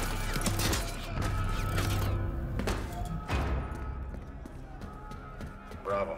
Alpha's in the tunnels. What's your status? Outside the control room. Waiting on you. Copy. At the gate. Stand by.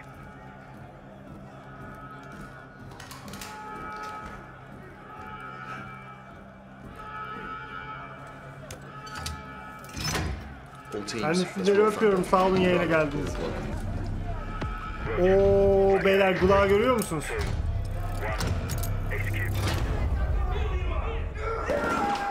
70 euro aynen. 60-70 euro arası işte. All teams, Bravo's got the keys. Alpha, you have one mic before the lights are back online. Copy, Bravo.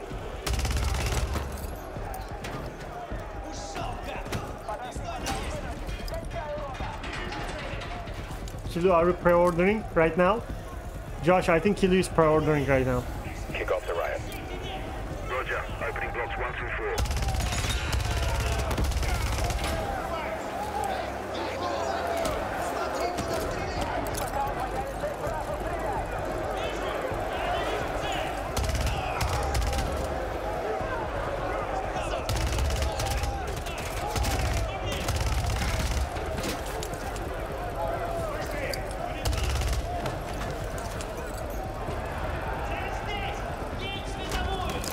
Alpha 1 to Bravo 1. Open 55C. Check. Bence gayet güzel. Gayet güzel gidiyor.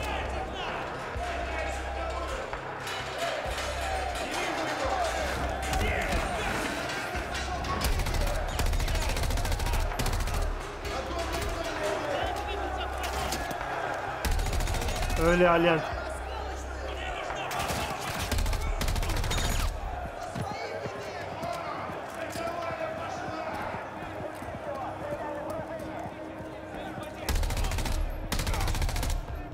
Clear.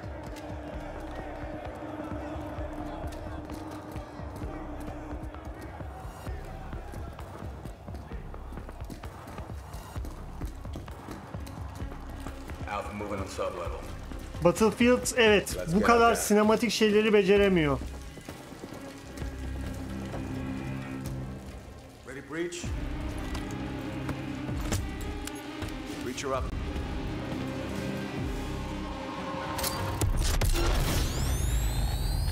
Hapishanede niye olduklarını öğrenseydik bari de.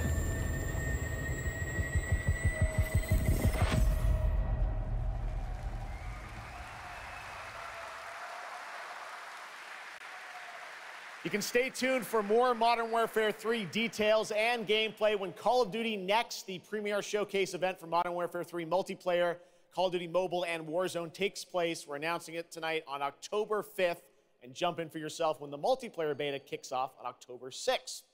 We have so much more to share with you, but first, here's an update on Nightingale, the new shared world survival crafting game from Inflection. Yeah, you're right. It's finally time to find out the early access release date for Steam and Epic Store. Bu ne?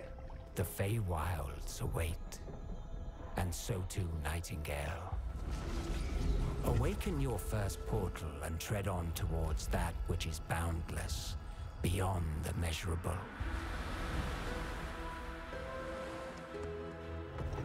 Sequestered, struck by woe and lacking supplies. Ha şey oyunlarından, hayatta kalma oyunlarından. Wilt thou be a survivor? Onu ben herhalde görürüz diyordum ama görmedik hala.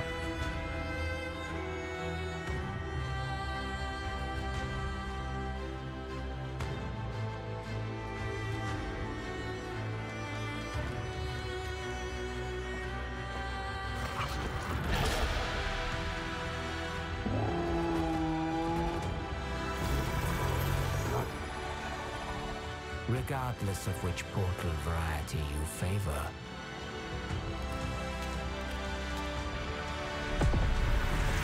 realm cards will be necessary. Win 42'yi bayağı düzelttiler.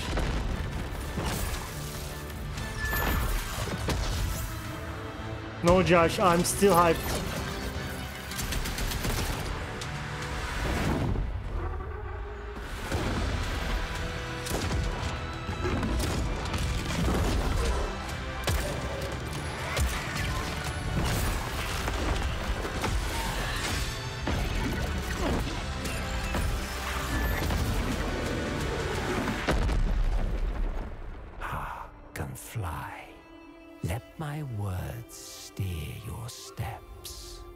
Ya Nightingale sadece PC'ye geliyormuş.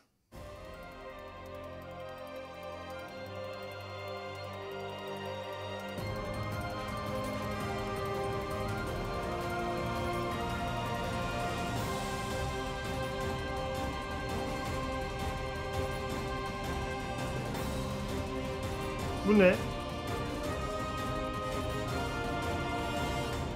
The astral realm is Lilith's home. One way back is to restore the forbidden Aa bu şey mi? She will utilize the power of the four primals and attempt to cast open the gates. Ha yok, farklı bir şey bu. You can tell primal beasts were weapons created by astrals. Their powers are capable of untold destruction. Curia, I think this game looks just for you. Is that what you call primeval gods? I sense something. Yeah, we are going really fine. That doesn't look right from up here. Oh no. Feels like overkill for a glorified Benim de. Hiç oynamadım, oynayacağımı da düşünmüyorum. Primeval God, I beg your forgiveness.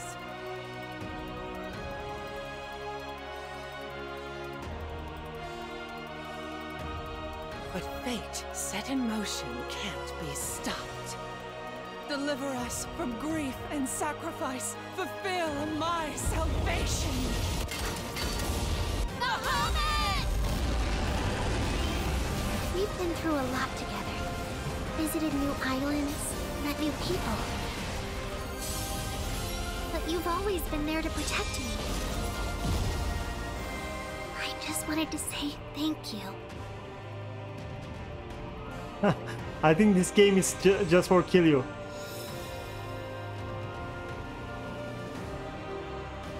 Grand Blue Fantasy Relink. Hey everyone at Gamescom, Gina Torres here. I play General Kirkin in Immortals of Avium. She is Jack's mentor. She is tough. Miraj'ı çok az gösterdiler ya. Neyse Kaan, zaten pre-order'ı yaptık. Artık yapacak hiçbir şey yok. Bu oyun çıktı zaten. Çıkmadı mı bu oyun?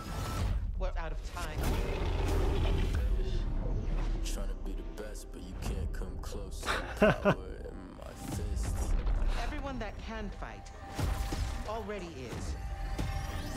And we're still losing.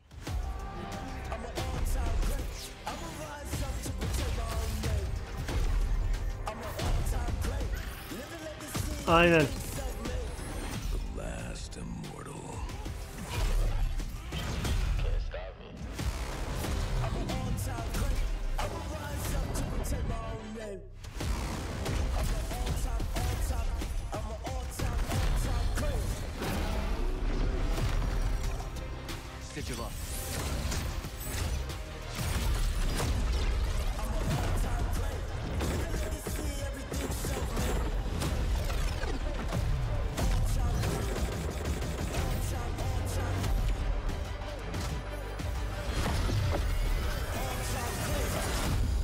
Wait, Josh, what do you mean it's only 60 minutes long? What do you mean?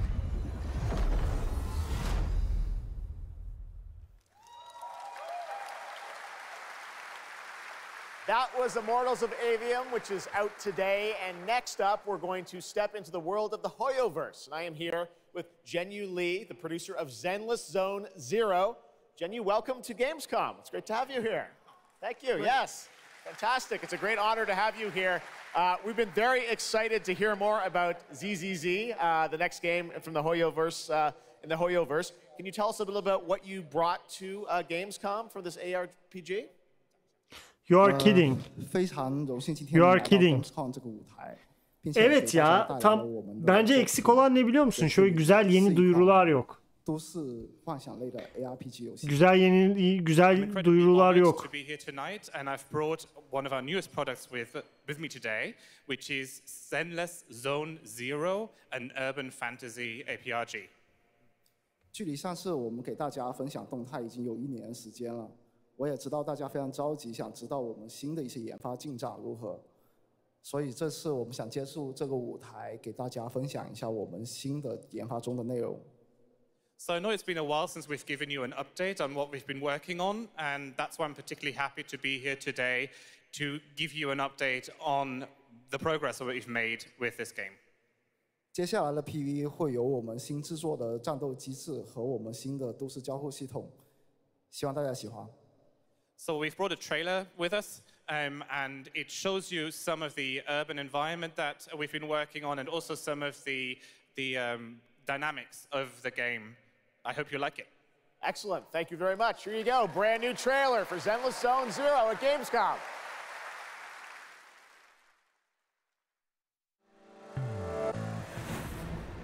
Zenless Zone Zero.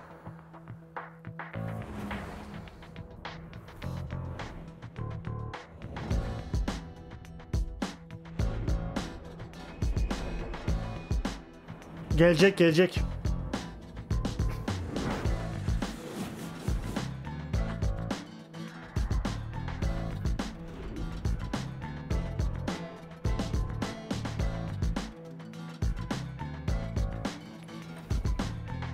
O da gelecek.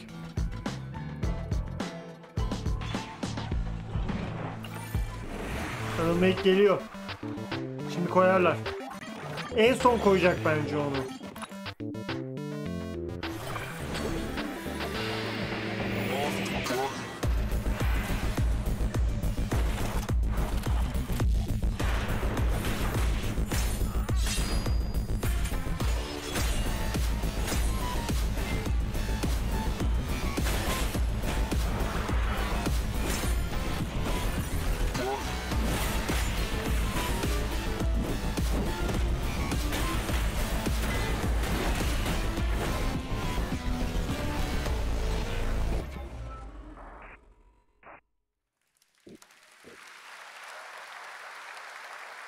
This past April, Honkai Star Rail made its global debut, and the game has captivated players with its interstellar grand journey. And today we're excited to share a special look at its beloved characters and provide an update on its PlayStation 5 release. Oh, I think this game is for Kill You. General Fu Xuan. I know, Phantom Liberty. Thanks to the Skyfaring Commission, Starscape Haven is back to full capacity. Allowing Jimmy Wen to serve as a military instructor was a wise decision. The troops' morale is sky high, and the Realm Keeping Commission has completed repairs and exalted. Are you pre-ordering this? Return to the Cianjo. I don't remember Exalting Sanctum ever having one of these. Yeah. This is the dark side of gaming, Josh. This is the dark side of the moon.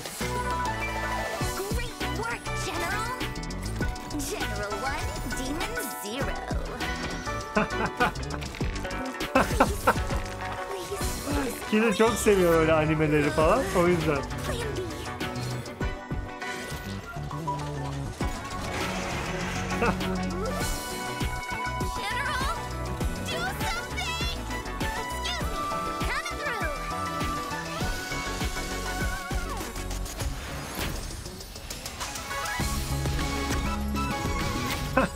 This is the peak. This is the peak moment of gaming. It's an emergency, Master Diviner. Jinyuen's not here, and the Cloud Knights haven't trained in days. Looks like I'll have to help Jinyuen get these slackers in order. You have nowhere to run.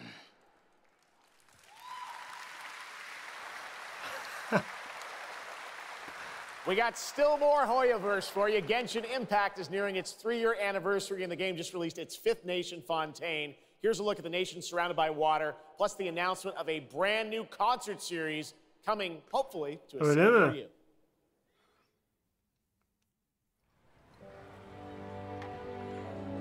Phantom Liberty de güzel olacak. Tüm oynanış tarzını değiştirecekmiş.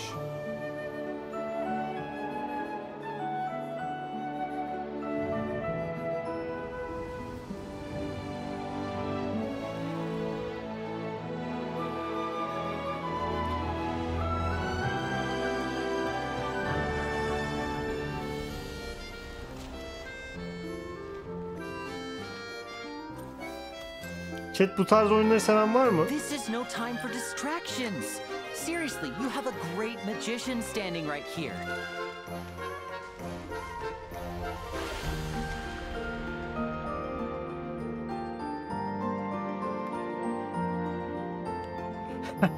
Yeah, Josh. Josh, when is your birthday? I'm gonna buy this game for you. As a present. Bombs away! Stefana! Öyle mi? Here comes the finale.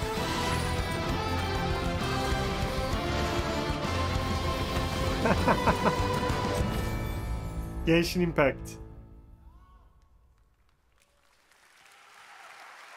Genshin konseri varmış şeyin.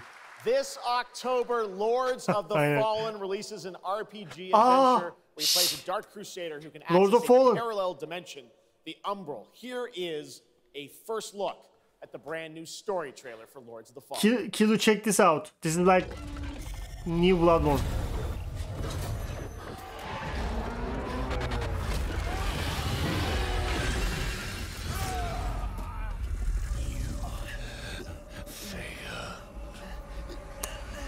Aynen. I look upon you with pity, my lost child. For you have been deceived. They brand me evil.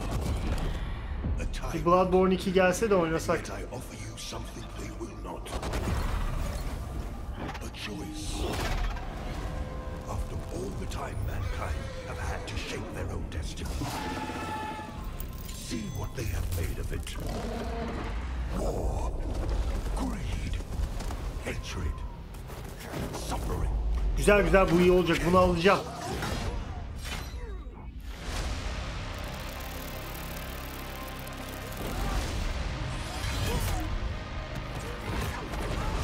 Now you will know darkness, brother.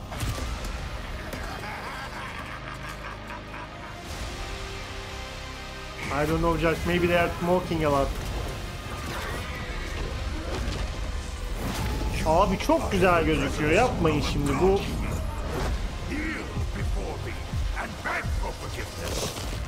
And remember, you look into the shadows.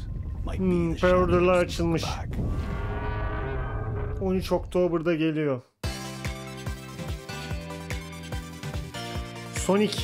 Yeni Sonic oyunu. Küçükken de oynardık ha.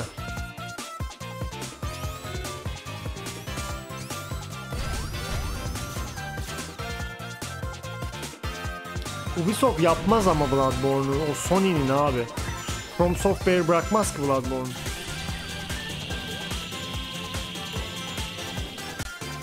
Çok saçma olur yani. Ama bir remake'i Blue Point Games yapabilir.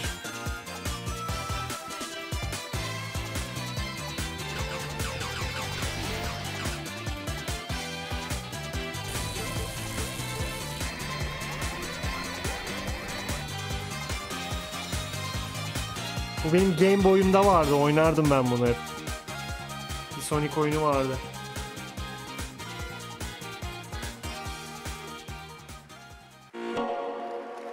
Ha, çarpmasını olabilir. Looks amazing. October is going to be a very busy month. Doğru. Şimdi katılıyorum. And yes, there will be full 4-player co-op. Yeah, it will end soon. But It that will is show not all the Sonic news and it'll we have make for you and then tonight it will on end. Opening Night Live, because we also have a special update for you on Sonic Frontiers.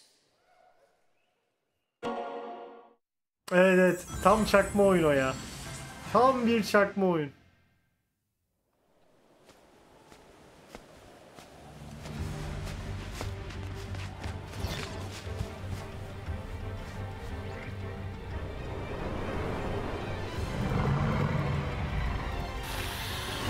Jim Carrey vardı, evet.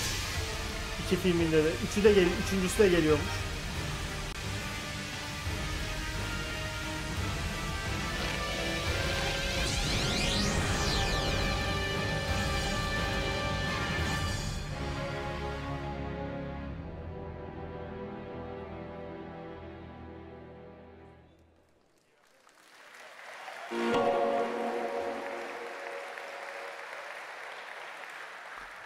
Sonic severler oynar. It's so amazing being here at Gamescom with all the game devs, publishers, and of course, the fans. Gamescom is the world's largest video game event. Just check out this footage from last year. There are so many opportunities to celebrate games and connect with your fellow friends. And earlier, I mentioned the Gamescom cosplay area, where you can see amazing game-inspired costume, just like Yok, bitti. Miraj bitti. Çıkıyor zaten ya, az kaldı. Bir ay sonra bu kanalda buluşuyoruz oyunun işine. Zaza. Ha yok Miraj bitti. Mochi Dragon, can you tell me how you choose a character to cosplay? For me, there are 3 things required in order to decide on a cosplay. The first thing is, do I like the game or the media where it's coming from? The second one is, do I enjoy the character design? Her costume is really nice though. Does it have a little challenge like in the cosplay making progress? 101. Like sewing a corset like my princess has here, or imitating bone structure with foam. And what makes cosplay at Gamescom unique for you? For me, it's definitely being able to play all of these awesome games in cosplay at the booths of the developers, as well as talking to the producers of the indie games, like having first-hand conversations, and of course, the cosplay village. Thank you so much for sharing your costumes with us. And Which I one? wish you a great and wonderful Gamescom. The link Applause.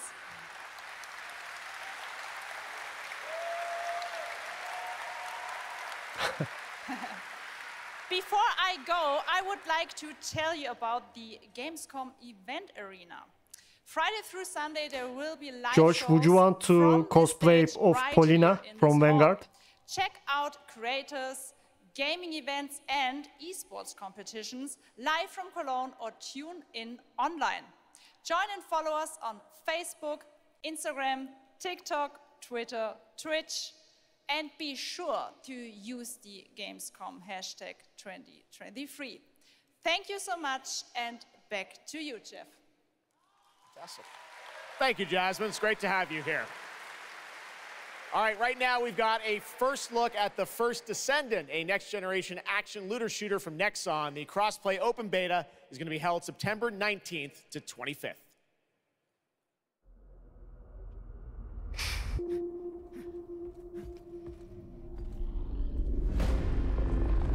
We must follow the will of the ancestors. Buglu gelecek ya. Onun şeyi yok zaten. Kaçışı yok da. Bu neymiş beyler? Descendant. Rise, my warriors. Give your lives for Clipoff. It's the Ironheart. This could wipe out all of the Vulgus, right? That's so cool. Countless descendants have shed blood to protect Ya bu şeye benziyor. Destiny 2'ye benziyor. Their efforts, humanity is still at risk of extinction. And you are the only chance we have.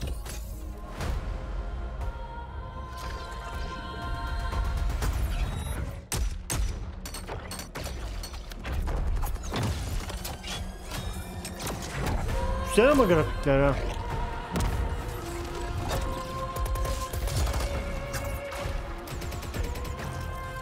Ya Bethesda oyunları genelde bug'lu çıkar.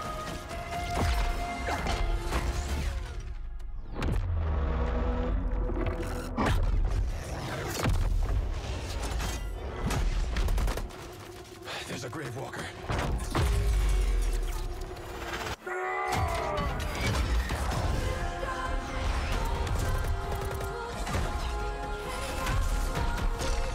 Billy, do you want to play this together?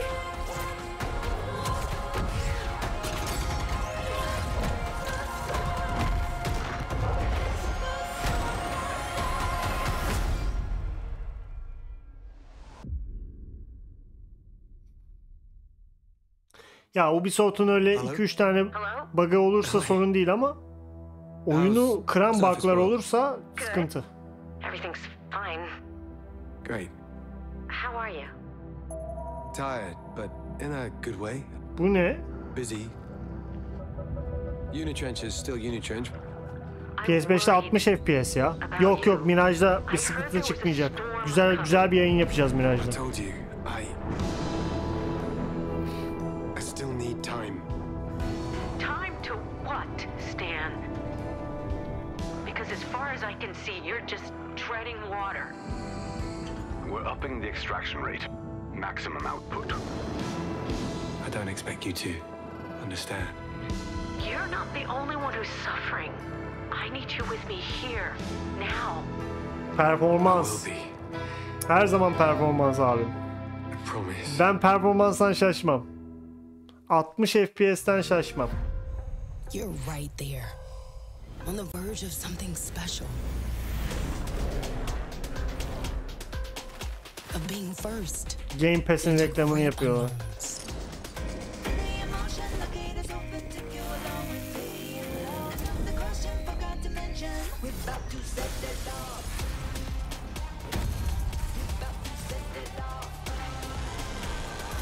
Game Pass'i olan var mı?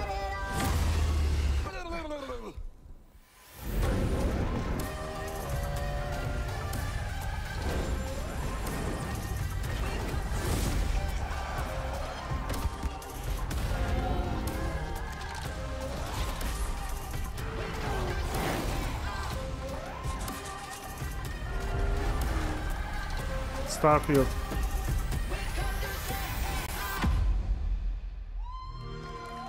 Xbox'ım olsa alırdım bir Game Pass. Bugün Xbox fiyatlarına baktım, 25.000 liraydı. Bakın size Discord'dan fotoğrafını da atayım. The stars of Fort Solace, which is out today on PlayStation and PC. Guys, welcome to Gamescom. This is so fun. Tell us a bit about this project. What can you tell us about? Oh my God, look at these people. You guys are insane. Yeah! We've been able to talk about this game for a while. I think the thing that I'm most excited about is for people to explore these characters. At the core of this experience is unraveling the mystery of Fort Solace. And Joel. You're going to do that by discovering these characters and learning about their stories. And that's, as actors, that's something that we just want to throw ourselves into. And this is a game, I know Roger made, it's an independent game made by a pretty small team, right? 10 people, 2 years, 0 delays. We are very excited to share with you the Fort world, Solis. Fort Solace today. It was a real joy to work on, and it's a joy to see what indie studios are capable of in this day and age. It's a real thrill. And an amazing cast for an independent game. Juliet, this is, we know you from a lot of great, film, television work. This game thing, how did you get involved in this project? Yeah, it's my first ever video game project, so I'm so excited. Thank you. And to get to work beside 2 of the best in the game world nonetheless. So I just had to watch these guys and learn. And you guys O did muydu ya? I mean, O galiba. a little tease of your character there, Juliet. What can you tell us about onu seslendirene şimdi farkına varıyorum. Because it is really, it's an amazing narrative Yo experience. bu bir dakika dur bir dakika. An independent game but done on a big production. Hayır bu oyunun yapımcısı. You know, one of the best things about working with Troy, I remember coming in from lunch and we were doing the mocap and I walked into the foyer and there I see Galiba o Troy's ya. butthole. Bir dakika Roger Clark. The O. hole is butt made. When we were... Okay, when I say we threw ourselves into this, we literally did. And there's a hole in the wall that was made by my butt. Evet o. Which he signed. And Juliet, I know it's a little mysterious what your role is in this game, right? But we have to play to find out. Oo. Jessica Appleton. Red Dead Redemption 2'deki Arthur Morgan. Alongside Jack Leary. And they're going to have a night that they will never forget. Kadını çıkartamadım ama hangi filmdeydi, hangi dizideydi? Get a little tease of this. It said it's out today. Here is the launch trailer for Fort Solis. Thanks so much, guys. Our pleasure. Thank you, guys. Thank you.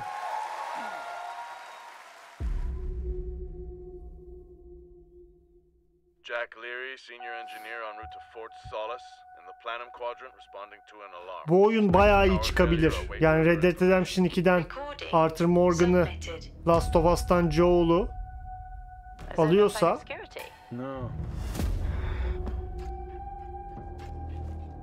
ama indie bir yapımcıymış. Şimdi onun da riski var.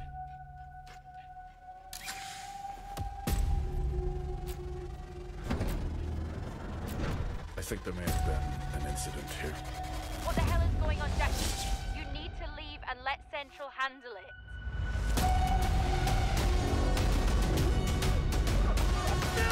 Evet, grafiklerde bir böyle bir değişiklik var, bir gariplik var.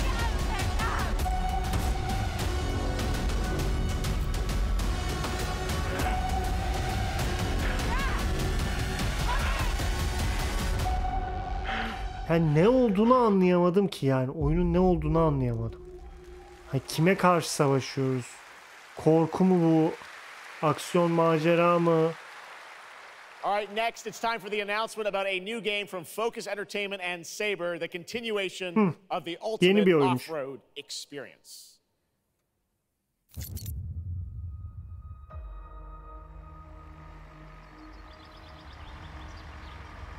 Behind all great discoveries lies a journey. One of anticipation and adaptation. Ne yaptı başka? SnowRunner'ı yaptılar değil mi? Of hope.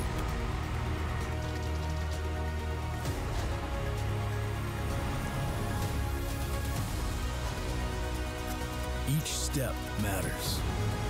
For every obstacle, there's a solution.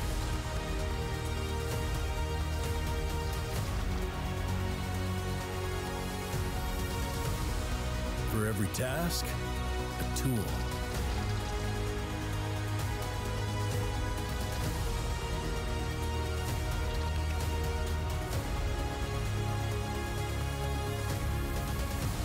For every destination,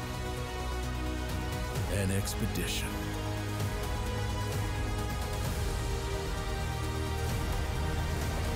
Tarz oyunları çok sevmiyorum ya. Expedition. 2024.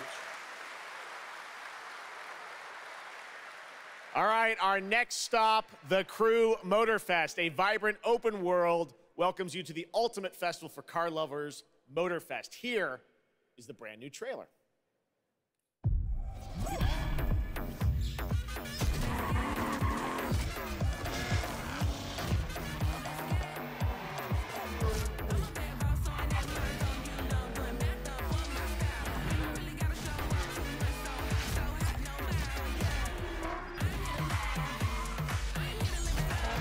Yarış oyunları benim şeyim değil. Tek oyun dışında, Need for Speed Most Wanted dışında. En eskisi ama. İkincisi değil.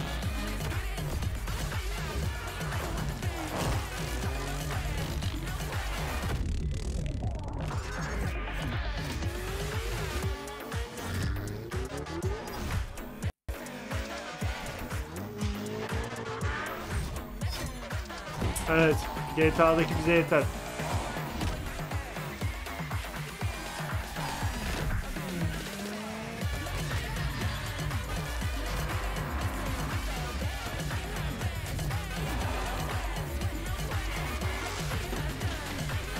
Ya şeyi merak ediyorum, hani illaki her oyun seveni vardır da hani o Crew'un yeni oyunu geliyormuş Motorfest, of çok heyecanlıyım diyen var mıdır yani? Hani biz Modern Warfare 3 için heyecanlanıyoruz ama onlar da hani heyecanlanıyor mudur bunun için?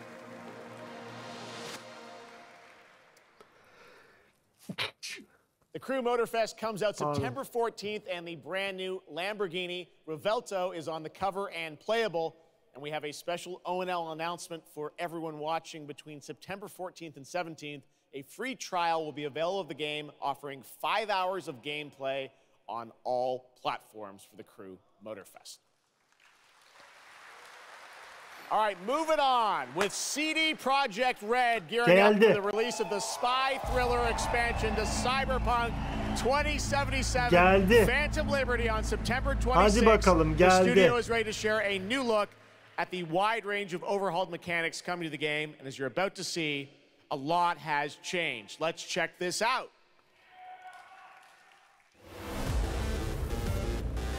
Tüm Amerika var, evet. Yeah. Let's go. New ways to play. My favorite merc. Welcome to Dogtown. There's a job. Coordinates provided. You know what to do. Get your ammo, assault rifles, tactical gear. Tamam, silahları şey yapmak var. The logical choice.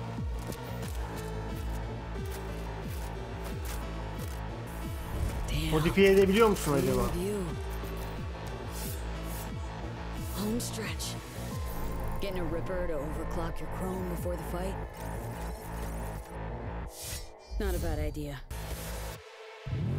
Bu bioimplantları falan tamamen yeniledik diyorlar. Get this show on the road.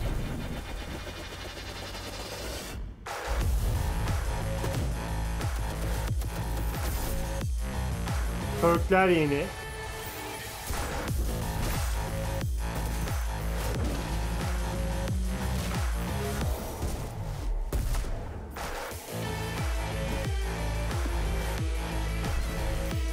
Adamı alıp atma falan gelmiş.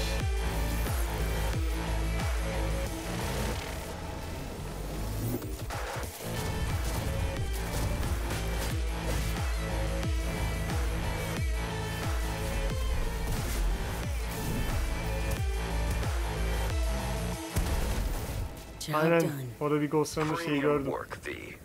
Benziyordu ona. Yeni silah, yeni arabalar. Something that will spirit you home safely. Someone dispatched a hunter. Good luck.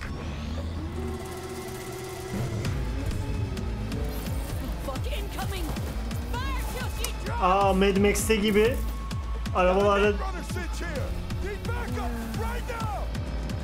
arabalarla kapışabileceğiz sanırsam.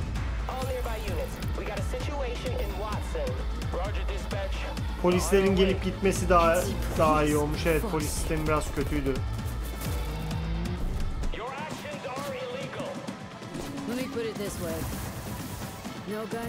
Onu ben de merak ediyorum. Başka bir DLC gelir mi yoksa bundan sonra bitirirler mi? Belki bir tane daha gelir ya.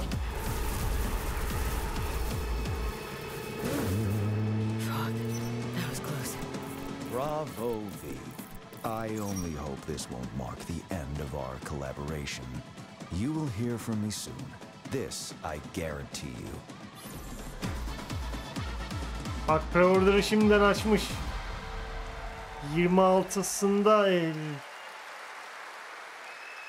It's so close, and here to talk a little more about what we've just seen is Yulia Primok, gameplay designer from CD Projekt Red. You're like, welcome to Gamescom. Vallahi Modern Warfare 3'e pre-order yaptıktan sonra hiç gözümüzün feri kalmadı abi. Gözümüzün feri kalmadı. Bakacağım. Şeyden sonra tüm pre-order'lara bakacağım. Lord of Fallen'a da bakacağım. Söylerim size. Absolutely redesigned perks system. We prepared many cool playstyles and many cool abilities to try out. For example, deflecting bullets with your katana, or just grabbing your enemy and throwing that enemy Mermileri around. katananla On top of that all, we deflect also prepared yapabiliyorsun. a new relic tree that will allow for to empower your cyberware even further. Wow. It seems like players, can even further customize their playstyle to suit their taste. We also saw in that video a lot about vehicles and how vehicular combat is even being upgraded, right? Exactly right. So vehicle combat is a massive addition. Players now will be able to shoot their guns while driving. They will be able to use mounted weapons like and rockets. And on top of that, all they Bayağı değişiklik var. Ama hani fiyata değecek mi? Bunu almamız gerekebilir. Bunu kanalda oynarız. One more thing is that car chases are gonna be a new, renewed experience with the revamped police system. Okay. Well, it seems like you're upgrading, you said, across the board with a bunch of different things. And thank you so much for coming out to tell us about it. Like the trailer showed, I know you have something else to announce, though, that wasn't in the trailer. Değişik bir senaryosu olacak mı zaten? Amerikan başkanı mı ne kurtarıyoruz? Öyle bir şeyler oluyor A lot of what we've just seen in the trailer will also be coming to Cyberpunk base game for free for current gen consoles and PC. Okay. Bunu alanlar base oyunu da alıyorlarmış. Ana oyunu da bedava alıyormuş. All right, well, I cannot wait to check it out next month. Thank you so much, Julia, for joining us here Aslında at şunu Gamescom. oyuna en baştan başlamak lazım şunu alınca. Aynen. All right, tonight we've also got an update on Temiz the bir Science sayfa Fantasy açıp Strategy sıfırdan game başlamak Storm game and a lazım. first look at one of the factions, the Infernal Hosts. Stormgate is a spiritual successor to classic real-time strategy games like Warcraft 3 and StarCraft 2. Stormgate will feature highly asymmetric armies fighting for control of Earth's future. Çok kötü durumda çıkmıştı ama hani anlıyorum hala niye getirmelerini. Infernals live and die by the code of victory at any cost. They have a powerful advantage, Shroud, fields of dark magic that strengthen their armies. The lowliest Infernal units are the worker imps. You might think they're cute, but don't get too close. Between these powerful lumbering brutes and the fiends that they unleash, Witcher 1 remake geliyor, biliyorsun. including themselves to emerge victorious. Bir de Witcher 4 On the geliyormuş. music front, the Bakalım. Chainsmokers are advising us on our soundtrack. We're working with composers like Frank Klepacki of Command and Conquer. We'll share more later this year, including some of the friends we've brought in to lend their voices to our co-op campaign. All must serve.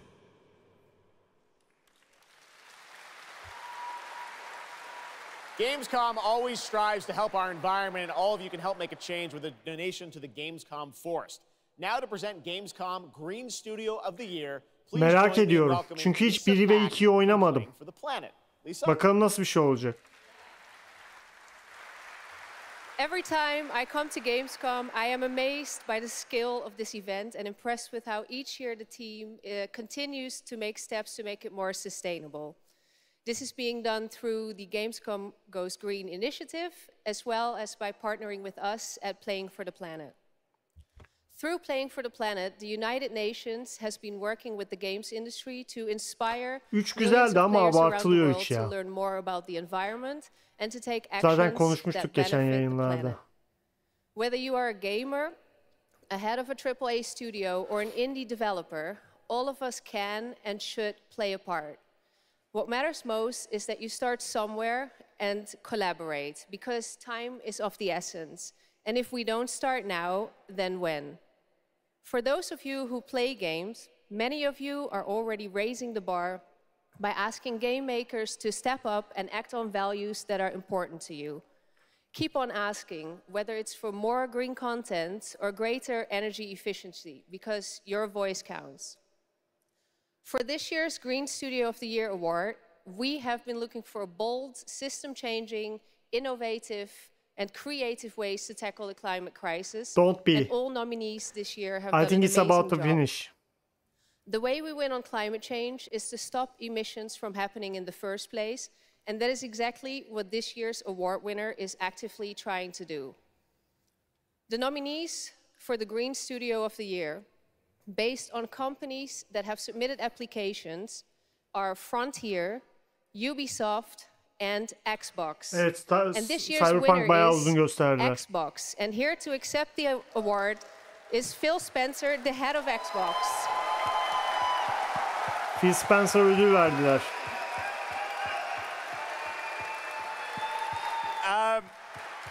I'm accepting this award on behalf of an incredibly talented team at Xbox that has worked very hard to put tools in the hands of developers to allow them to see the impact of their code on the energy draw of the consoles. We do this so that we can all play while we continue to make the world a more sustainable place. Thank you very much. Thanks, everyone.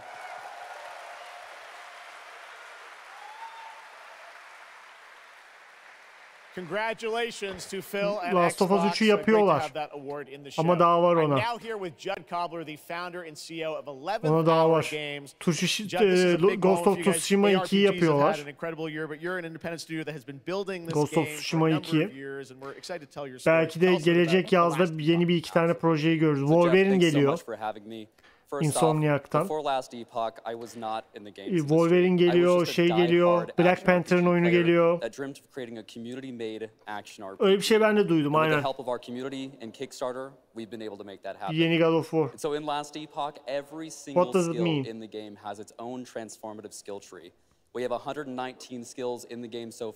Horizon'ın üçüncüsünü yaparlar. We also have an awesome deterministic skill system, deep and interesting loot, and multiple in-game systems for endless playability. And Jeff, tonight we're excited to announce our newest class, the Rune Master. The Rune Master has a unique mechanic where he's able to invoke any of 40 different abilities with a single button press, making it super Ulti benim exciting PlayStation'daki eski adım. Oradan ulti kaldı. Play style.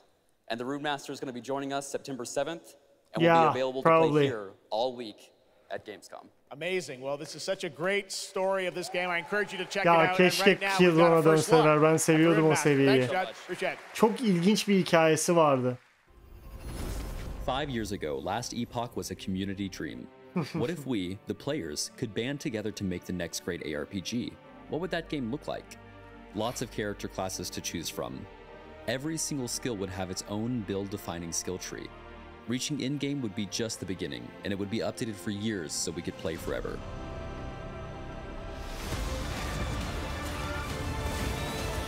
Last Epoch makes crafting and Ya finding böyle items şeyler super hiç rewarding. ilgimi çekmiyor, biliyor musunuz?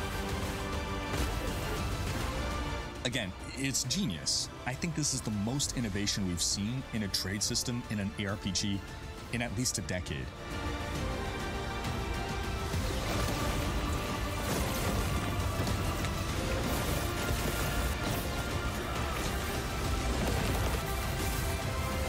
Ya bence de ama biraz yeni şeyler alalım ama yapacak bir şey yok.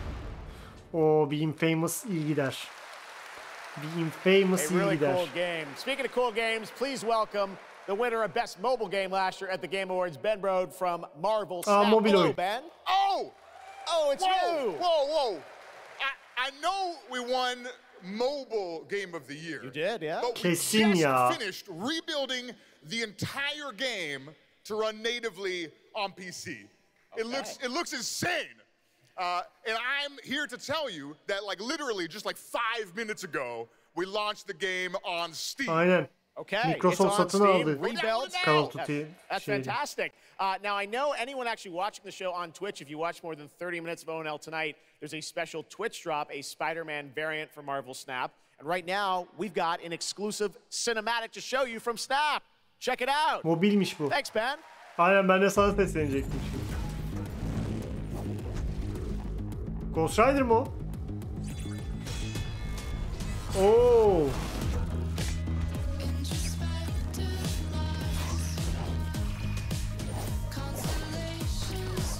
Değişik bir şeyler gelecek ya. Sony boş durmaz.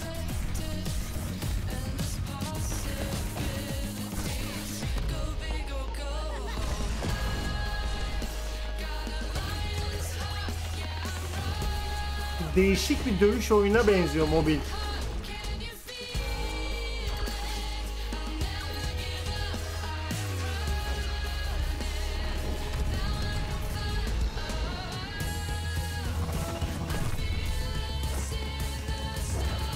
Var mı öyle bir şey?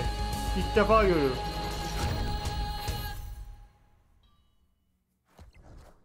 He, kart oyunu. Kart oyunu. Ready to get out there? Zaten Xbox'ın reklamını almamış mıydık? Game Pass'in bak iki kere reklamını.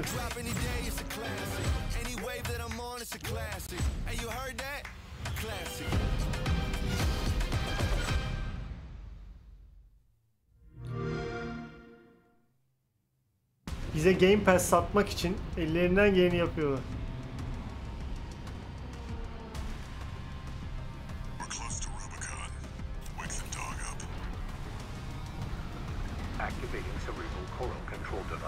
Yok, Electronic Arts Xbox'ta değil ya. O ayrı.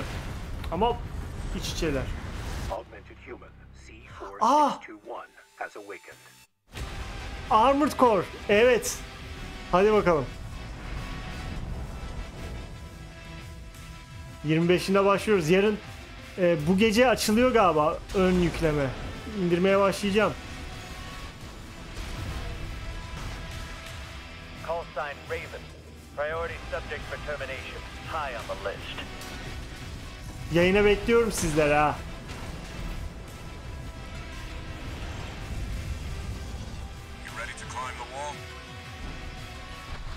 Hoş geldin Arda Kaan. Tam da Armored Core'a geldim. Tam üstüne geldim. Yalnız bunları göstermediler mi beyler? I don't know Josh.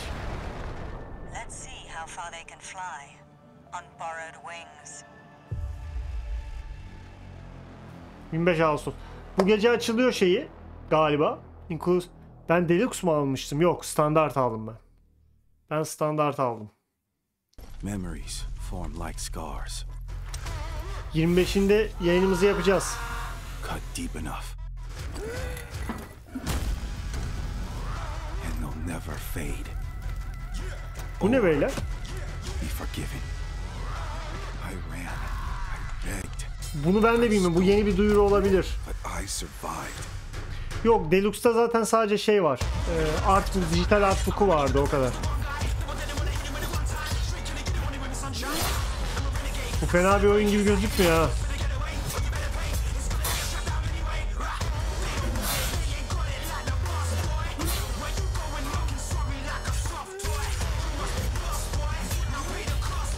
Beyler bu yeni bir oyun galiba.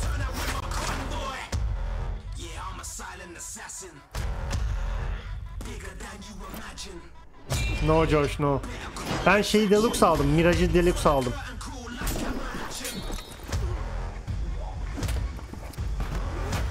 Önceki şey Armored Core. Onu preorder'ımızı yaptık. 25'inde başlıyoruz kanalda oyuna. Armored Core 6. Fires of Rubicon.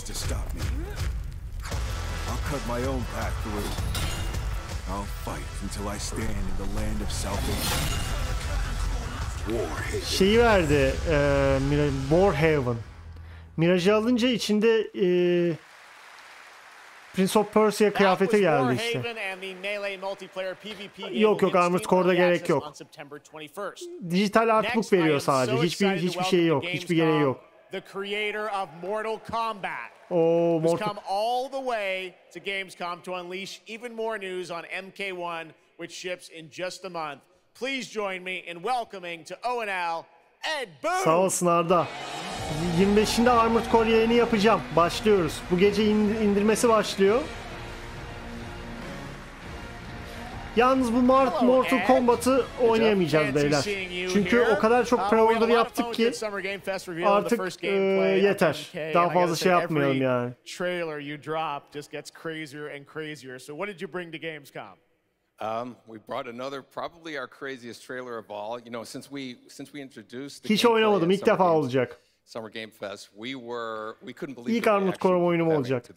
They've actually gotten their hands on the game, which has become even more exciting. I can't believe the betası çıktı biliyorsunuz Mortal Kombat 1'in. Herkes oynuyor, YouTuber'lar falan. Ben betaları oynamıyorum ya. This trailer we have here should give son you an versiyonu even gelsin, better onu idea oynarız. of just how insane things get with this game. Mortal Kombat iyi. There are Mortal some Kombat reveals iyi. in it. I gotta say, this is such a great asset. You guys are gonna enjoy it. Here it is, Mortal Kombat 1, the brand new trailer. Yeni fragman beyler. Outworld can be both alien and intoxicating to Earthrealmers. While our realms are at peace, there are Outworlders who would prefer us to be at war. General Shao. Victor of the Tabari. Sağ olasın Arda. Conqueror of the Quatan Plains. All of Outworld is great. Güzel olacak ya. Tüm oyunları pre-order yaptık. Bir bunu yapamadık. Onu da artık es geçeceğiz.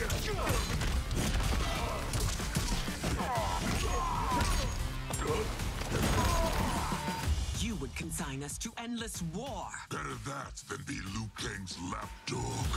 Did not your illustrious father teach you that war is the Güzel, aynısını diyecektim ha, lafı ağzımdan aldın. forget that, General.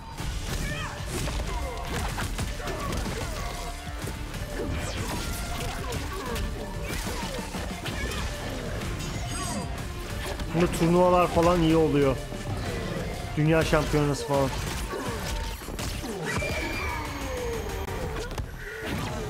Oh, neye dönüştü o? Valorant oynamıyorum ya. Bilgisayardan çok oyun oynamıyorum. Hep PlayStation'dan. Bilgisayardan bir tek LoL. Empress Sindel. Let us meet your champion. Earthrealm's champion is Raiden, Your Majesty. Is it me, or is Earthrealm's champion Raiden Reis geldi.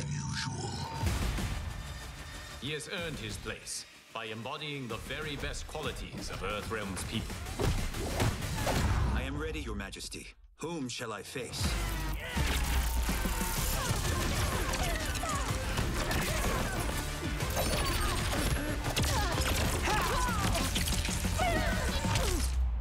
We will destroy your champion, Liu Kang. He will taste no victory.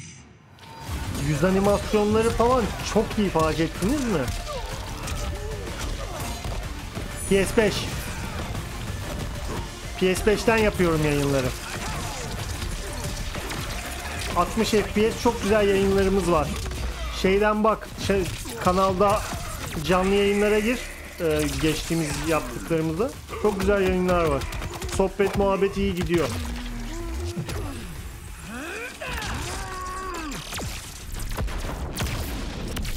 Yüz efektlerine bayağı kasmışlar. Aa evet, Starfield'da bir... Ama Bethesda oyunları öyle ya.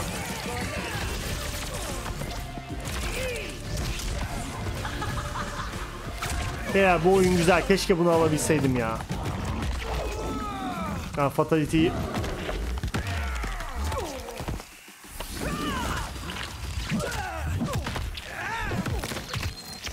Oo.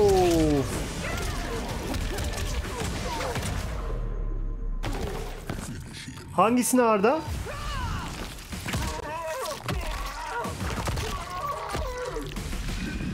Kilü ile George bunu almazlar. Kilü bunu hayatta almaz. Uf. Adamın omuriliğini çıkardım.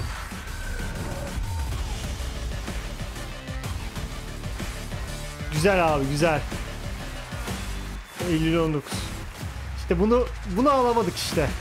Modern Warfare 3 yüzünden bunu alamadık. Şey geliyor biliyorsunuz, Omni-Man falan geliyor. Homelander geliyor.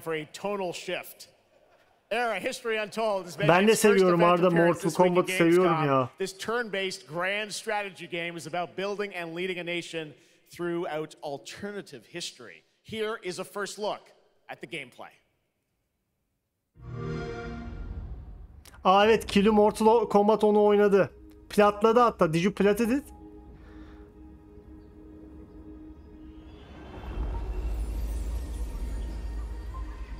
Ha, bu Anno gibi bir oyun. Şehir yapma oyunu. Tamam, bunda biraz sakinleşebiliriz. Bunda... Let's go back to the beginning. There. The world untouched. No thrones ascended. No history yet written. Just people waiting to be led somewhere extraordinary by you.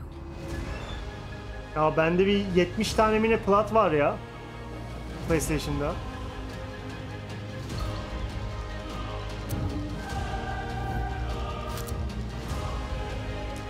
Black Ops 4'te Black Ops 4'te bir tane trofi koymuşlardı. 2 sene onu o trofiyi almaya uğraştım biliyor musun? Killu ile beraber aldım. Galiba evet. DLC'si mi acaba?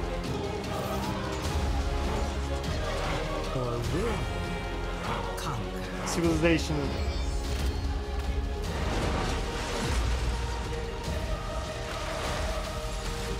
O şeyi görünce Anno zannettim. Bak Killu'nun amacı platlamakmış oyunları. However you choose to change the world, one thing is certain. Mevsimler falan koymuşlar. History will never be the same. Mortal Kombat güzel oyun abi. Şeyler de iyi. Injustice'ler de iyi. Injustice 2 bir Injustice 3 gelir diyordum bu sene ama tekrar Mortal Kombat geldi.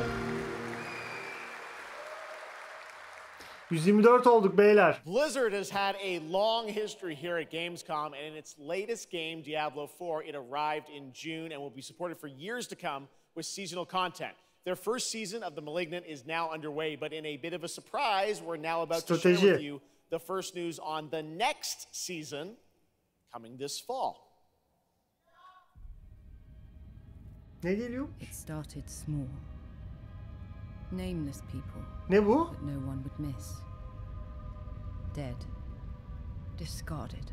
Their throats torn open. Bu ne ya? The church ignored the killings. Even as fear mounted like the bodies. The desperate and the brave fought to end the corruption. But they were too late.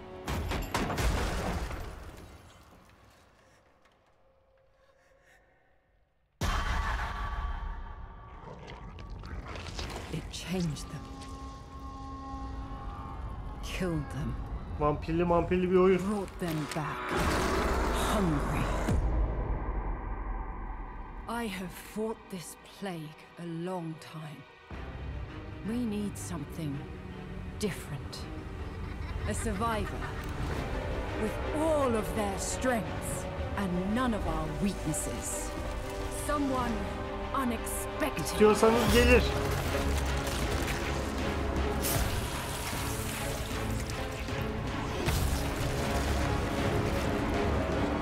And they'll never see. Abi benimkisi şey. Neydi ya o dişli kadın var ya. Yo Johnny Cage. Johnny Cage benimki. In the realm of darkness, we are the beacon of light. Let our stakes pierce through the hearts of the damned. For tonight, we hunt. Bu ne beyler ya ben. Tam söyleyecektim ama Diablo 4'ün DLC'si. Gamescom, please welcome actress and producer Gemma Chan, who is voicing the role of vampire hunter Eris in the Season of the Blood and the general manager of the Diablo franchise at Blizzard, Rod Ferguson. Welcome to Gamescom. Golden Griffin'den Aytu bana şey demişti. Diablo 4'ün DLC gelmeyecek demişti. Welcome to the video game world. I know this is your first video game. Right? Neydi onun ismi? Uzaylının ismi? Arda. Oh, it is my first video game. I have always appreciated the power of storytelling in all its different forms, and in some ways, video games are very much like interactive cinema now. So I was so excited to play this character, and yeah, thank you for inviting me into the world of Sanctuary. You did an excellent job. I can't wait for people to hear you. Yeah, this is exciting. You know, season 2, which will be coming in October. What can you tell us about the character that you're playing, Eris? So Eris is a seasoned vampire hunter She is going to be your badass warrior companion as you fight your way through the perils of Sanctuary. Evet. She's complex. Arda doğru, Mortal Kombat 2'de Alien gelmişti. Tamam, şimdi hatırladım. Şimdi hatırladım. DLC ile gelmişti o. Mortal Kombat X-Lash'ta var. Biliyorum, tam şimdi anladım. Şimdi hatırladım. Leatherface de geldi oğlum o oyuna. O da güzeldi. Obviously, a lot of people have been doing it. We have over 12 million players and 1.3 billion hours. Onu kapatamıyorsun abi. And I just want to take a second to say thank you. We're so appreciative of their enthusiasm and all the player feedback. It's going to help us make great seasons for years to come. Büyük ihtimalle yiyeceğiz ya Telif. For our free second season of Blood, you get to join Eris as a vampire hunter, but not just any normal vampire hunter. You're going to get cool vampire powers and become kind of a daywalker, a vampire that hunts vampires and ultimately tracks down and faces off with the big bad vampire lord. Now, that's season 2 and that's October, so we still have lots of time to jump into season 1, the season of Malignant. So, you know, seasons are a great time to start Diablo var mı? because we all begin at the same place. So, come join us in Diablo. Amazing. All right, well, thank you both for making the trek here to Gamescom in Germany, and we can't wait to meet more Eris and hear more. Mortal Kombat'a Kratos bile geldi ya. Şimdi hatırladım. Mortal Kombat 9'a geldi. This one is a European-made game about hope, love, friendship, and robots. In a world divided by disinformation. Bu ne ya? Where danger lurks around every turn. A motley crew of Bunu geç. Bu oyunu geç. Artık ilk 10 saniyesinde anlıyorum. Bir oyun neyin nesi. We're just getting started, dude. What is this music? I believe the kids call it K-pop music. Just K-pop. Turn it down. Leave my music alone. Shut the hell up. Words have power. They can give you strength. Ready for this? Stand still. Words can bring people together. Ses mi geriden geliyor? Neyse hiç oynamayayım bak. Hiç bozulur şimdi. Words hold so much power. He has no respect for you. She's right. The question is, what do you have to say? I think we can all agree that my trailer voice was better than yours. Hiç şeyse bana hiç oynatmayın. Tamam, azıcık geriden gidelim ya, sıkıntı yok.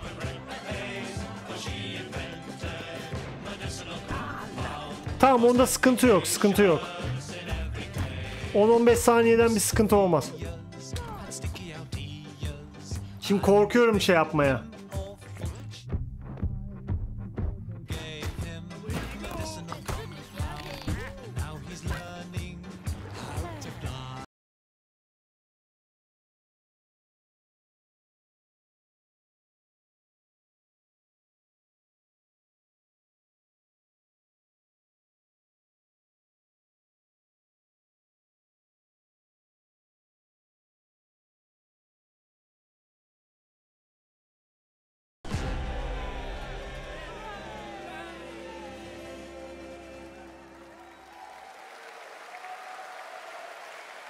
That's a really fun indie game. Thank goodness you're here. And now to completely shift the tone again, I'm here with Sam Lake, who's going to take us to a very dark place with Alan Wake 2. Sam, welcome to Gamescom. Geldi. This game is coming out in October, and Beyler geldi. we've had so much fun. We announced this a few years ago at the Game Awards and at Summer Game Fest. We met Saga Anderson and heard a little bit of her side of the story, but everyone's been asking me, and I'm certainly expect you, what about Alan's story? What can you tell us about what it's like to play as him? Tonight, I think it's finally time to answer that question. Thank you for having us here, Jeff. Yes, finally, it's time to show our title character, Alan Wake, and his struggle to escape the nightmare dimension of the dark place, where he's been for the last 13 years, ever since the first Alan Wake game. A long time. We've been waiting a long time to play another one. We're going to see some footage here, and I know you're actually using live action as well in it, right? And it's going to be kind of really blended together in a cool way.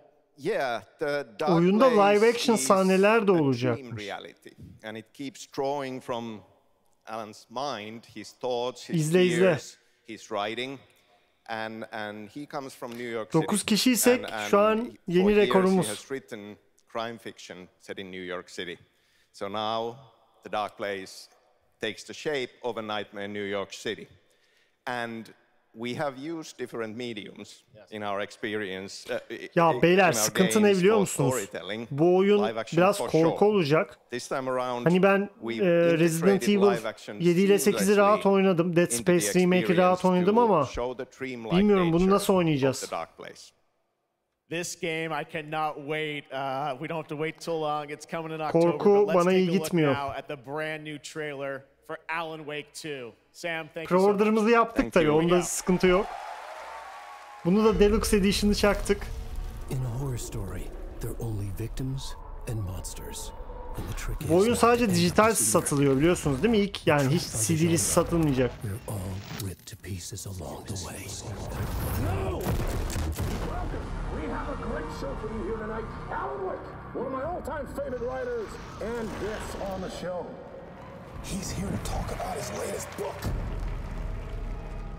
Dead by Daylight güzel oyun.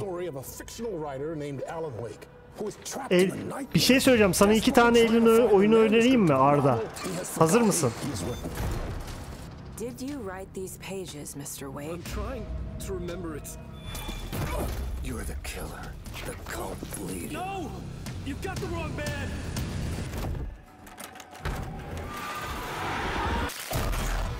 Abi hardcore korku olacak ya. Abi iyi ki Alien Isolation. Yaz. Google'a yaz. Zaten bu kanalda da şey yapacağız. Alien Isolation. Yeah, it's morbing time.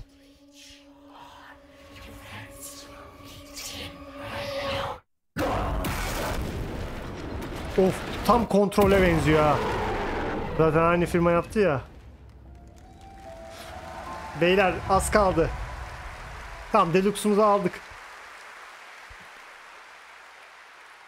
That looks absolutely amazing, and that's going to do it for opening night live.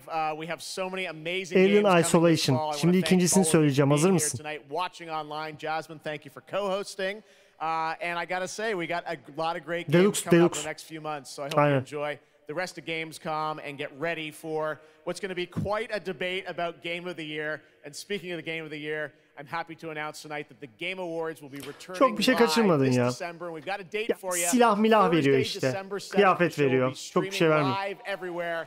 It is our 10th Aliens show, which I can't Fireteam believe we've been Elite. doing for 10 years. Bir daha söylüyorum. Aliens Fireteam Elite.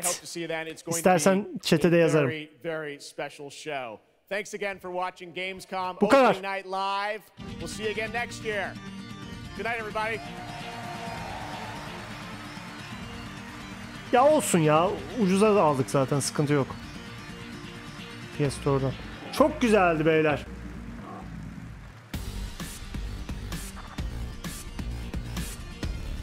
PlayStation PS Plus'a da bedava verdi. Yazdın değil mi ikisinde? Buraya yaz, ikisinde doğruya anlamış mısın diye ikisinde yaz arda arda. Bir sıkıntı varsa düzelteyim. Aynen. Bitti. Nasıl beyler? Düşünceler nasıl? Yeni bir şey görmedik. Yeni bir duyuru yoktu. Bitti. Arda anladın değil mi oyunları? Bak ikisinde şey yaptın. Not ettin. Güzel bir duyuru. Yani yeni bir duyuru yoktu.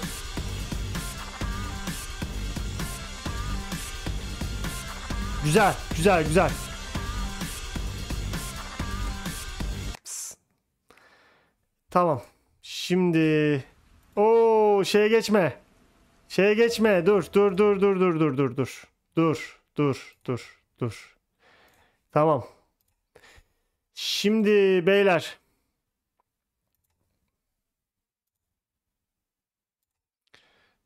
Tamam.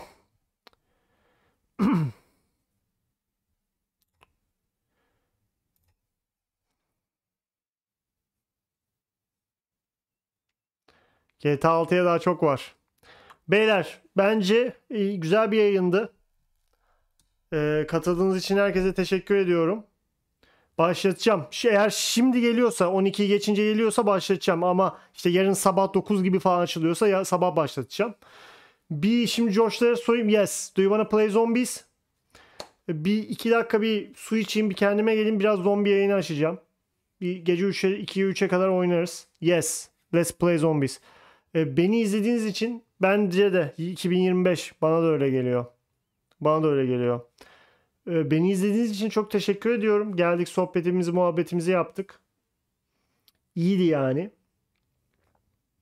Görüşürüz Tuncel, sağ olasın.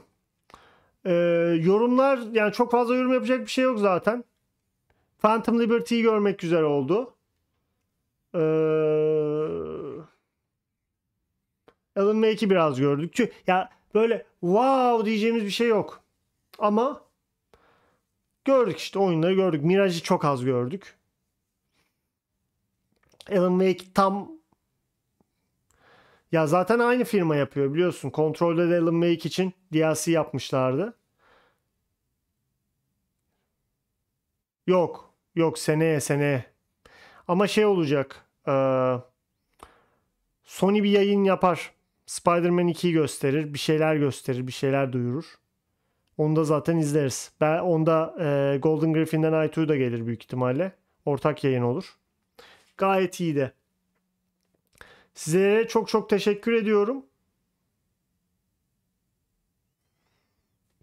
Her zaman 2 sene koyuyor. Red Dead de öyle. 2016'da duyurdu. 18'de çıkardı. Bu GTA 6'yı bu sene şeyde çıkaracak. Özür dilerim. Aralık gibi duyurur. 2025'te çıkarır. Benim düşünceme göre. Neyse, zaten çok zamanınızı aldık. Güzel bir yayındı. Herkese teşekkürler. Katılan herkese teşekkürler. Artık biraz sonra bir zombi yayını açacağım. Ona gelmek isteyenler gelir. Bundan sonraki şeylerde zaten yayınlarda da birlikte olmayı umuyorum. 25'inde de Armored Core oynuyoruz hep beraber. Sağ olasın Kaan. Aynen öyle. Bu sene duyurulur. Ya videosu gelir. Sonra da 2025'te de çıkar. Teşekkür ediyorum. Bir 10-20 dakika sonraki yayında görüşürüz. Zombi yayınında. Gelemeyenleri de 25'inde Armored Core'a bekliyorum. Sağ olasın Arda. Görüşürüz. Sağ olasın.